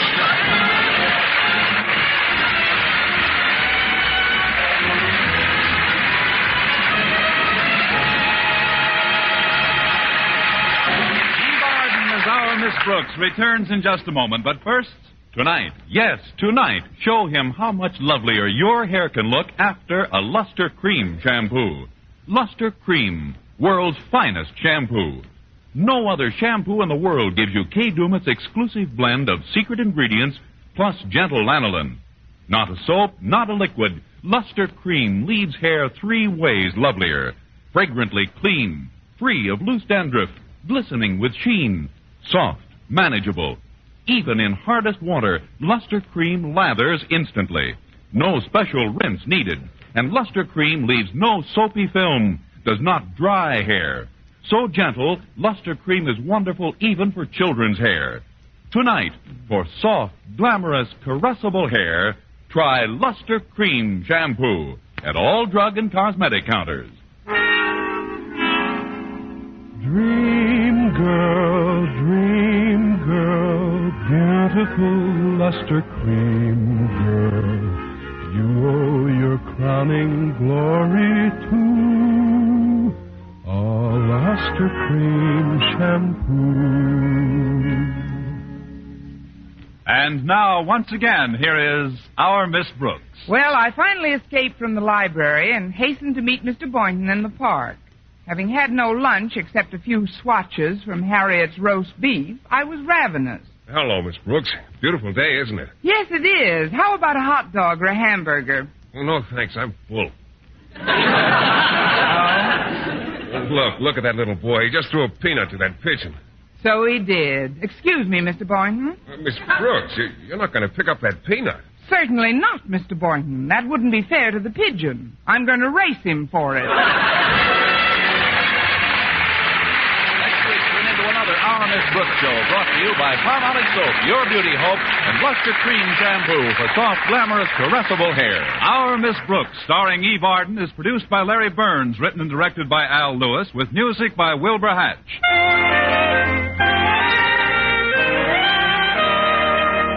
Here's a money-saving offer, men. A giant tube and large tube of Palmolive brushless shaving cream for 49 cents. Yes, a 70-cent value for only 49 cents. This offer is made solely to prove you, too, can get smoother, more comfortable shaves the Palmolive brushless way. Just follow directions on the tube and treat your face to wonderful shaves. Yes, for extra shaving comfort at extra low cost, don't miss this Palmolive brushless bargain. At drug and toilet goods counters, get both giant and large size Palmolive brushless. A 70-cent value for only 49 cents. For mystery liberally sprinkled with laughs, listen to Mr. and Mrs. North Tuesday evening over most of these same stations. And be with us again next week at this same time for another comedy episode of Our Miss Brooks. Bob Lamont speaking. This is CBS, where 99 million people gather every week for Columbia Broadcasting System.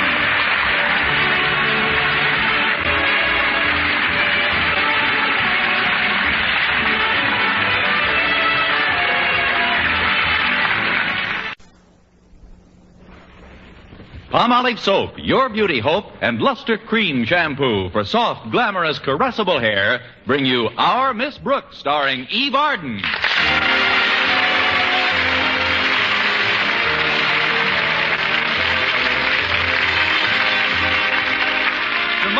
school teachers, early rising becomes a habit. But not to our Miss Brooks, who teaches English at Madison High Summer School. No, I've always been cautious about anything that's habit forming, especially getting up before 7 a.m. That's why Mrs. Davis, my landlady, had a particularly tough time waking me last Friday morning. Connie, get up, Connie. It's 6:30. Come on now, get up. Now, Connie, you can't be that sound asleep. You've got one eye open. That's just to see if the other one's tightly shut. Oh, see you later, Mrs. Davis. You'll see me right now. Come on, Connie. You'll feel better after a nice breakfast. Now hurry and get dressed. I've got a surprise for you. Not one of your brand new recipes, Mrs. Davis. Not exactly, Connie. I'm doing something to the eggs that's never been done before. Is it legal? I'm grilling them, Connie. Good for you, Mrs. Davis. And if they don't come clean, throw them in solitary.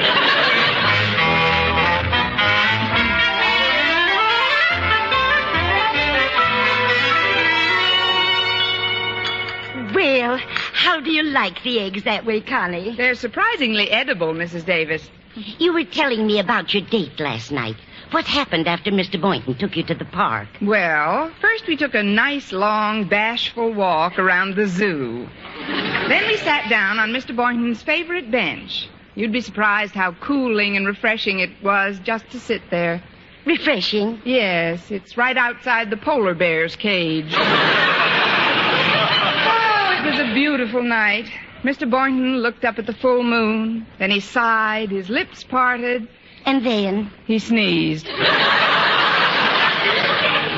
And was that all, Connie? Certainly not, Mrs. Davis. I looked right into his eyes and softly murmured, Gesundheit. Then he took me home. Why, I'm surprised at you, Connie, missing a big opportunity like that. What do you mean, Mrs. Davis? You said Mr. Boynton sneezed. Yes? A man's sneeze is very important, Connie. It isn't something that you can dismiss lightly. What should I have done? Painted a picture of it? Men are like children, Connie. They like people to make a fuss over them when they don't feel well. As soon as Mr. Boynton sneezed, you should have treated him for a bad cold. Treated him? But how? You should have at least have made him a cup of hot tea. I would have, but the polar bears were using the kettle. You forget, Mrs. Davis, we were in the park. Then you should have left the park. Don't you see, Connie, every man likes to know that his well-being is a matter of vital importance to his woman. But, Mrs. Davis, I am not, if you'll excuse the expression, and I certainly will, his woman. Well, you never will be unless you take advantage of his natural male weaknesses. Remember now, Connie, the next time Mr. Boynton shows the slightest sign of ill health, you've got to be a real Florence Nightingale. Florence Nightingale? But I haven't got the voice for it. I mean... I appreciate your interest, Mrs. Davis, but if I have to wait until Mr. Boynton gets sick before he romances me, I'll be too old to enjoy it. He's as healthy as an ox. So much the better. It's those great, big, healthy ones who appreciate you most when something does go wrong. Oh, that must be Walter Denton. He's given me a lift to school this morning. Come in, Walter. I left the latch off for him. Hiya, Miss Brooks. Hi, Mrs. Davis. Would you like something to eat, Walter? Or have you had breakfast? Yes, thanks. Yes, thanks what? He's had breakfast, and he'd like something to eat. I've got something in the kitchen that you'll just love, Walter. One of my latest recipes. On second thought, I'm not very hungry right now. You don't have to be hungry to eat these. A friend of mine sent me the recipe all the way from Florida. They're called Pensacola Popovers. Oh, gee, I don't know, Mrs. Davis. I'll warm them up a bit and bring in enough for all of us. Coffee is right on the table, Connie. All right, Mrs. Davis. She certainly gets some weird dishes together sometimes. Yeah, but you can't really blame her. Everybody's got some kind of a hobby. George Washington liked to go hunting. Benjamin Franklin played with a kite. Thomas Edison read short stories. Then there was Lucretia Borgia. You know, in a way, I can't help feeling grateful to Mrs. Davis. It was one of her cookies that brought true love into my life. And how long have you been in love with this cookie, Walter? I'm talking talking about Harriet Conklin, Miss Brooks. It all started when we first began going together. We dropped by to see you after school one day, and you weren't in. And that's when Mrs. Davis gave me the cookie. 20 minutes later, I was sick as a dog. Must have been one of her quick-acting cookies. That's when Harriet first nursed me back to health. Gee, prior to that day, I never enjoyed being sick in my life. You enjoyed it? Definitely. In fact, ever since then, I'm sick 4 or 5 times a month. Of course, it doesn't always work out. Take yesterday, for instance. I had a date with Harriet for the evening, and all day long I felt great, because when I woke up in the morning, I was feeling rotten. But by the time I ate dinner, I felt fine again. Boy, was I disappointed. What you're driving at, by way of the Malayan Peninsula, is that it's nice to have someone you like take care of you. Oh, it's more than nice, Miss Brooks. It's blissful. Why, when Harriet puts her little white hand on my fevered brow, she reminds me of... Florence Nightingale? No, Mercedes McMillan. She was a trained nurse who took care of my mother once when I was a little boy. Oh. Who's this Florence Nightingale? She was in the same racket. She was a famous nurse, too. Look, Walter, I'd like to ask you something. Oh, sure, Miss Brooks. What is it? Do you think a man like Mr. Boynton would enjoy being nursed back to health if he became ill? Oh, sure he would. But there isn't much chance of his becoming ill. He's got nerves of steel, and his stomach is made of iron. Must be pretty rough on his shirts. But you know, I've been thinking, Here Walter... we are, folks. Pensacola popovers, hot off the griddle. But those are the same kind of cookies I ate that other time when I... No, thanks, Mrs. Davis. I'll just have some milk, thanks. What are they made of, Mrs. Davis? There's nothing extraordinary about the batter, Connie. I just take a plain whole wheat waffle mix, add some sour cream, yeast, a few raisins, and some cucumber rind, then beat it until the caraway seeds are dissolved.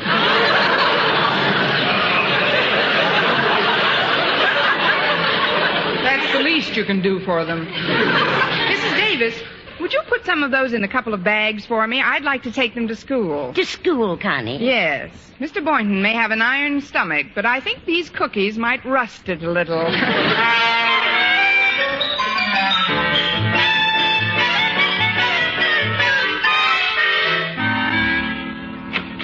Good morning, Mr. Boynton. May I come in? Of course, Miss Brooks. Here, let me help you with those packages. Oh, just set them on this table here.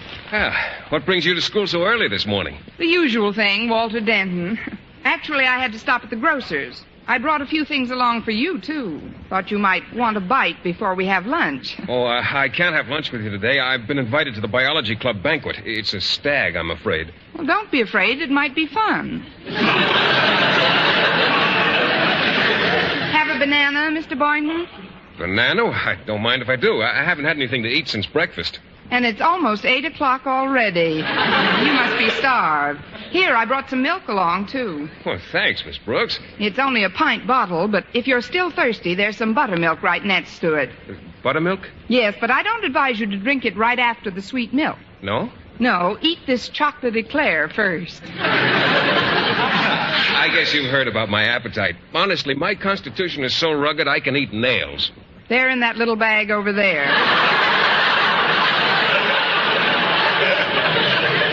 That is, why don't you try some of these nice green plums? Don't mind if I do.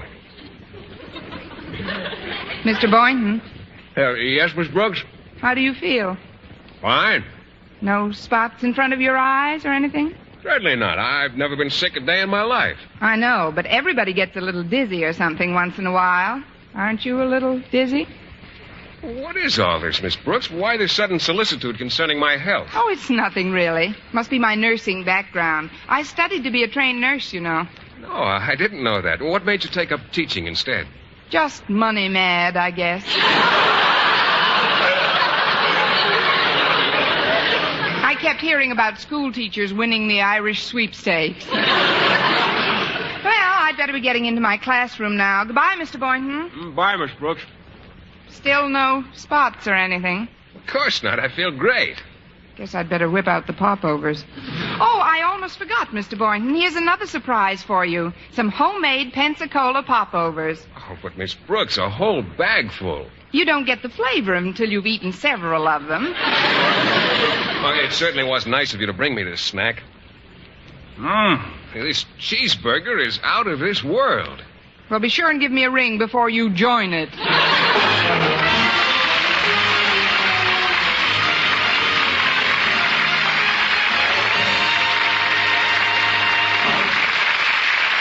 Our Miss Brooks, starring Eve Arden, will continue in just a moment. But first, here is Vern Smith.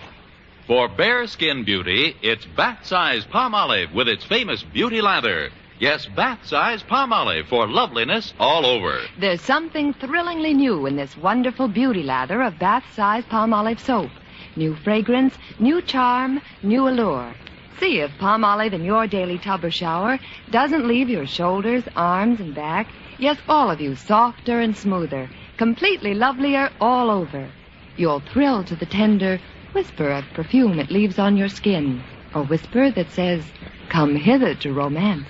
And this new bath-size palm olive is so big, so thrifty, economical to use because it lasts so long and gives so much soft, lovely lather so fast. That soft, lovely lather with its alluring new fragrance is palm olive soaps alone.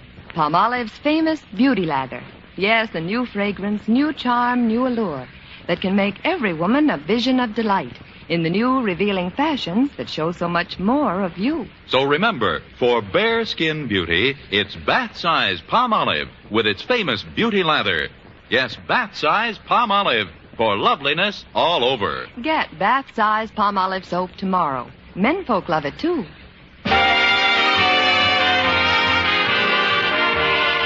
During my morning classes, I gave my students brief study periods and left the room 3 times for the following reasons. At 9:15, I stepped out for a hot dog and a bag of caramels, which I promptly delivered to Mr. Boynton. At 10:45, he gracefully accepted 2 cream puffs and a Loganberry popsicle.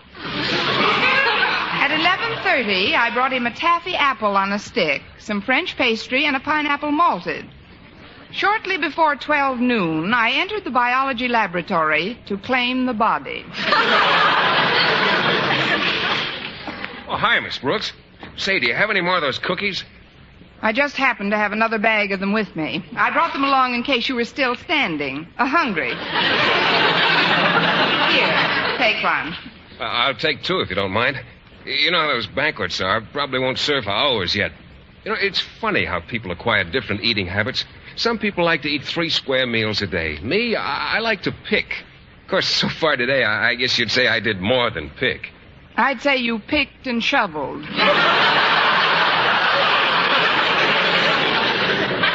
Well, the trouble with most people is their eyes are bigger than their stomachs. Why, any insurance company will tell you how dangerous it is to become overweight. And it's almost impossible to avoid getting too heavy if you don't cut down on your food intake as you get older. What's in that other bag? It's a turkey sandwich, Mr. Boynton. Here, take it. Oh, now, just a minute. Accepting a few little snacks is one thing, but this looks like a pretty expensive sandwich. How much was it, Miss Brooks? Oh, forget it, Mr. Boynton. No, I won't. How much did this turkey sandwich cost you? I got it for nothing.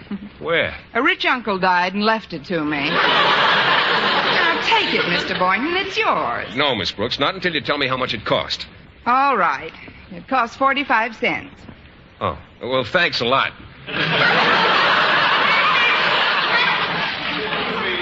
But I'd like to see you. Oh, I didn't know you were here, Miss Brooks. Hello, Mr. Conklin. How are you, sir? I was just saying goodbye to Mr. Boynton. He's going to a banquet in a little while. Oh. What are all these paper bags doing here? He's been rehearsing. Would you like a piece of this turkey sandwich, Mr. Conklin? No, thank you. I've had my lunch. Well, how about one of these cookies? They're very good. Oh, thanks, Boynton. I'll take it with me. You can't take it with you. I mean, take a couple of them, Mr. Conklin. Oh, thanks. The reason I dropped in, Boynton, was to caution you about locking all your cages before leaving school. I wouldn't want any of our students to be bitten by one of your experimental animals. Oh, you don't have to worry about that, Mr. Conklin. My animals are all harmless. Well, even if they did nip someone, there'd be no trouble securing first aid. Not with Miss Brooks around. Miss Brooks? Well, yes, she studied to be a trained nurse, you know, before she took up teaching. Really? Then the nursing profession's loss is Madison High School's loss.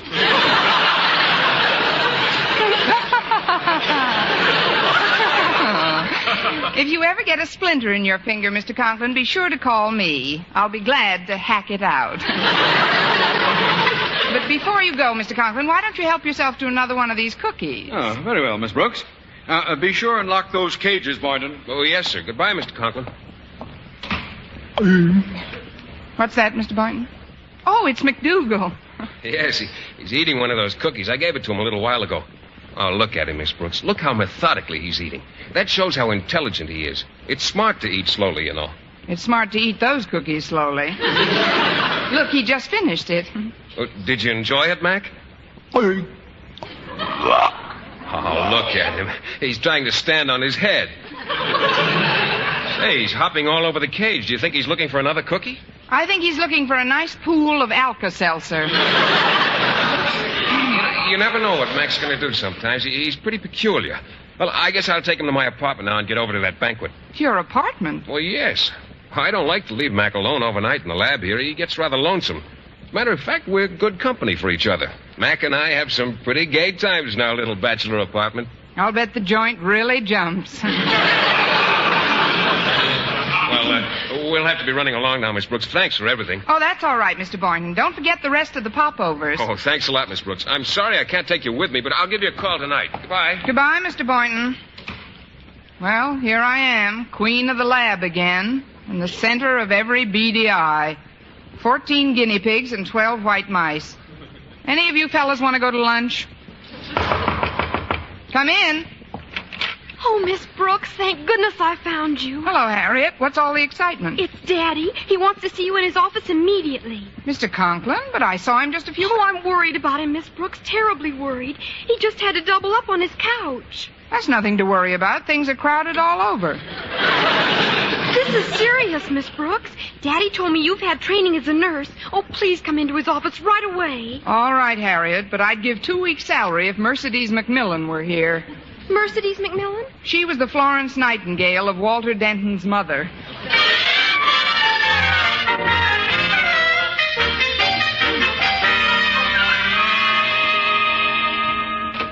Gee, I'm glad you got here, Miss Brooks. How's Mr. Conklin feeling, Walter? Oh, I don't have to... Does that answer your question? Here's Miss Brooks, Mr. Conklin. Tell me, Miss Brooks, just what was in that cookie I ate. If I told you, you'd feel worse. I'd better get out of here. At a time like this, a man should be surrounded by the people who care for him most. But I'm here, Mr. Conklin. So am I, Mr. Conklin. That's what I say. I'm going home. Here, Daddy, here's a nice glass of water. No, not now, Harriet. I'm going home to your mother. She'll know what to do for me.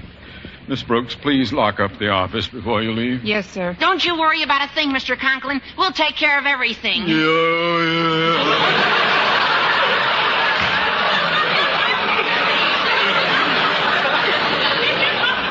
Gee, I hope there's nothing seriously wrong with Daddy. Oh, I'm sure there isn't, Harriet. It's just... I'll get it. Hello? Principal's office. Gives me a feeling of power. Miss Brooks speaking. Oh, hello, Miss Brooks. This is Mr. Boynton. Could you get over to my place right away? Your place? Yes, I wouldn't ask this of you if it weren't a question of illness. Illness? I'll be right over. Place? Who was that? It was Mr. Boynton. He sounded very upset. Now's your chance, Miss Brooks. It's up to you to nurse him back to health. Walter, what are you talking about? Well, don't you see? Miss Brooks can take care of Mr. Boynton just like you take care of me when I'm sick. Now, the first thing you got to do, Miss Brooks, is stop at a hospital supply store for a thermometer, a first aid kit. Oh, but Walter, please don't interrupt, Miss Brooks. You've got to do this thing right. If I were you, I'd even get a complete nurse's outfit. Don't you think so, Harriet? Absolutely, Miss Brooks. He'll just eat it up. Why should that be an exception?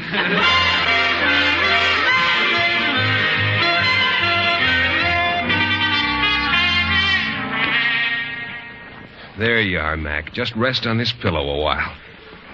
It's all right. You'll feel better when Miss Brooks gets here. Oh, I hate to leave you while you're feeling like this, but I've got to go to that luncheon. Come right in, Miss Brooks. Oh, thank heaven I'm not too late. It is quite serious, I'm afraid, but... Miss Brooks, you've got on a nurse's uniform. No talking, Mr. Boynton. You mustn't exert yourself. Now take this thermometer. Just breathe normally. Thermometer? But, no, just a minute, Miss Brooks. Keep it in your mouth, please. Well, what do I want with a thermometer? Your pulse is very rapid. Ought to be checked regularly for long periods. Why, I might have to sit here holding your hand like this for months. Or at least until your pulse is back to normal. Of course, by that time, mine will be completely out of control. You haven't given me a chance to explain, Miss Brooks. I'm not the patient. You're not the patient, Mr. Boynton? No, Miss Brooks. In fact, I've got to hurry right over to that luncheon. I'm late now. But, Mr. Boynton, I've got quite an investment in this little occasion. That is, if you're not the patient, who is? It's McDougal. McDougal? You can say that again, Mac. In fact, we can both say it. It's just something he ate, Miss Brooks, but I feel much better now that you're here to sit with him. Me? Look, Mr. Boynton, my folks didn't raise me to be a frog sitter. And if you... Oh, gosh, look at the time. I've really got to run. Mr. Boynton, I'll only be a few hours, Miss Brooks. Goodbye, and thanks a lot. Oh, great. Well, I've got the nurse's uniform on. This is as good a time as any to cut my throat.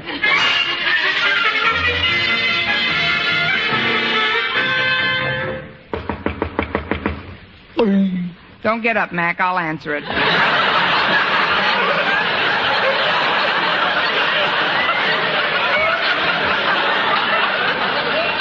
hello, Harriet. Come in. Hello, Miss Brooks. Walter's parking the car. He'll be along in a minute. That nurse's outfit looks simply super. How's the patient? The patient? Oh, he's resting comfortably. Fine. Under a hunk of lettuce. A hunk of lettuce? Come with me, Harriet. He's sitting on a pillow by the window. But, Miss Brooks, I don't see Mr. Boynton. Without telescopic vision, I didn't expect you to. He's still at the luncheon. Then who are you nursing? At the sound of the gulp, it will be exactly my patient. McDougal? Who else? When Mac fell victim to the popover plague, Mr. Boynton drafted me to sit with him. But how can you sit with a frog? I use an underslung stool. Stool, I said. Oh, excuse me, Harriet. Oh, it's you, Walter.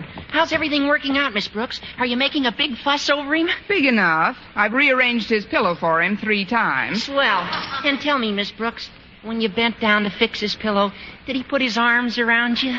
He certainly did, all 4 of them.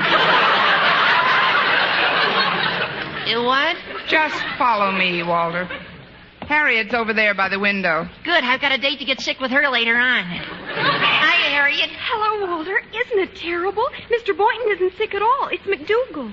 McDougal? Yes, he's fallen asleep now, and I'd appreciate it if you don't wake him up. I've had my hands full with him for an hour. Why, he's hot. You make the explanations, Harriet. I'll answer the door. Hello, Miss Brooks. Mr. Conklin, come in. How do you feel? I forgot about my own indisposition as soon as I heard of Mr. Boynton's illness. When I think of how hard it is to get a good summer school teacher, my heart goes out to the poor fellow. How typical of you, Mr. Conklin. May I, for just a moment, go in and pay my respects to the patient? Well, right now, he's unconscious. Unconscious, Miss Brooks? Yes, but I'm sure he'll be croaking any minute.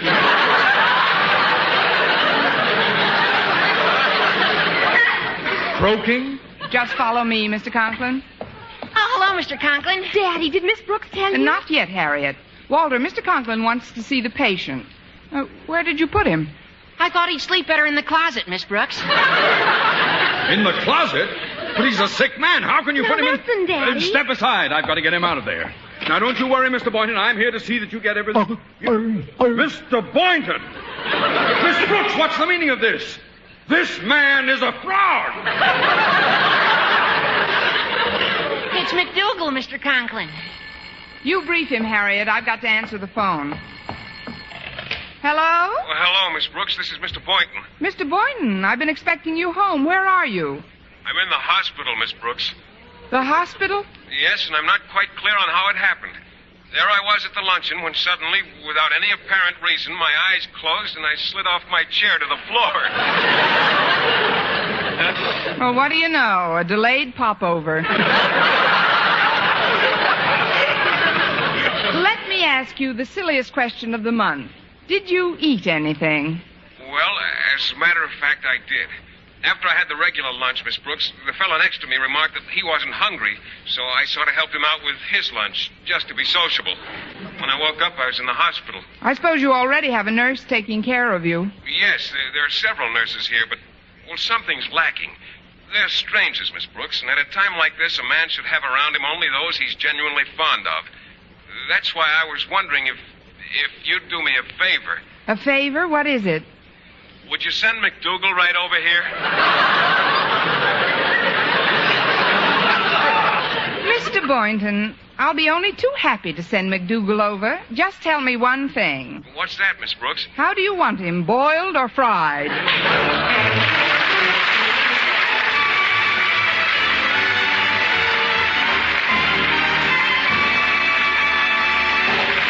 Eve Arden as our Miss Brooks returns in just a moment, but first... Dream girl, beautiful luster cream girl. Tonight, yes, tonight, show him how much lovelier your hair can look after a Luster Cream shampoo.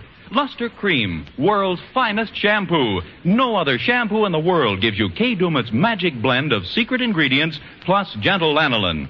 Not a soap, not a liquid. Luster Cream shampoo leaves hair 3 ways lovelier. Fragrantly clean, free of loose dandruff, glistening with sheen, soft, manageable. Even in hardest water, Luster Cream lathers instantly. No special rinse needed after a Luster Cream shampoo. So gentle, Luster Cream is wonderful even for children's hair. Tonight, yes, tonight, try Luster Cream shampoo. Dream girl, beautiful luster cream girl. You owe your crowning glory to a luster cream shampoo. And now, once again, here is our Miss Brooks. Well, after a few hours in the hospital, Mr. Boynton returned home. Immediately following a very touching reunion with McDougal, he turned to me. I can't tell you how grateful I am for all you've done, Miss Brooks. Well, try.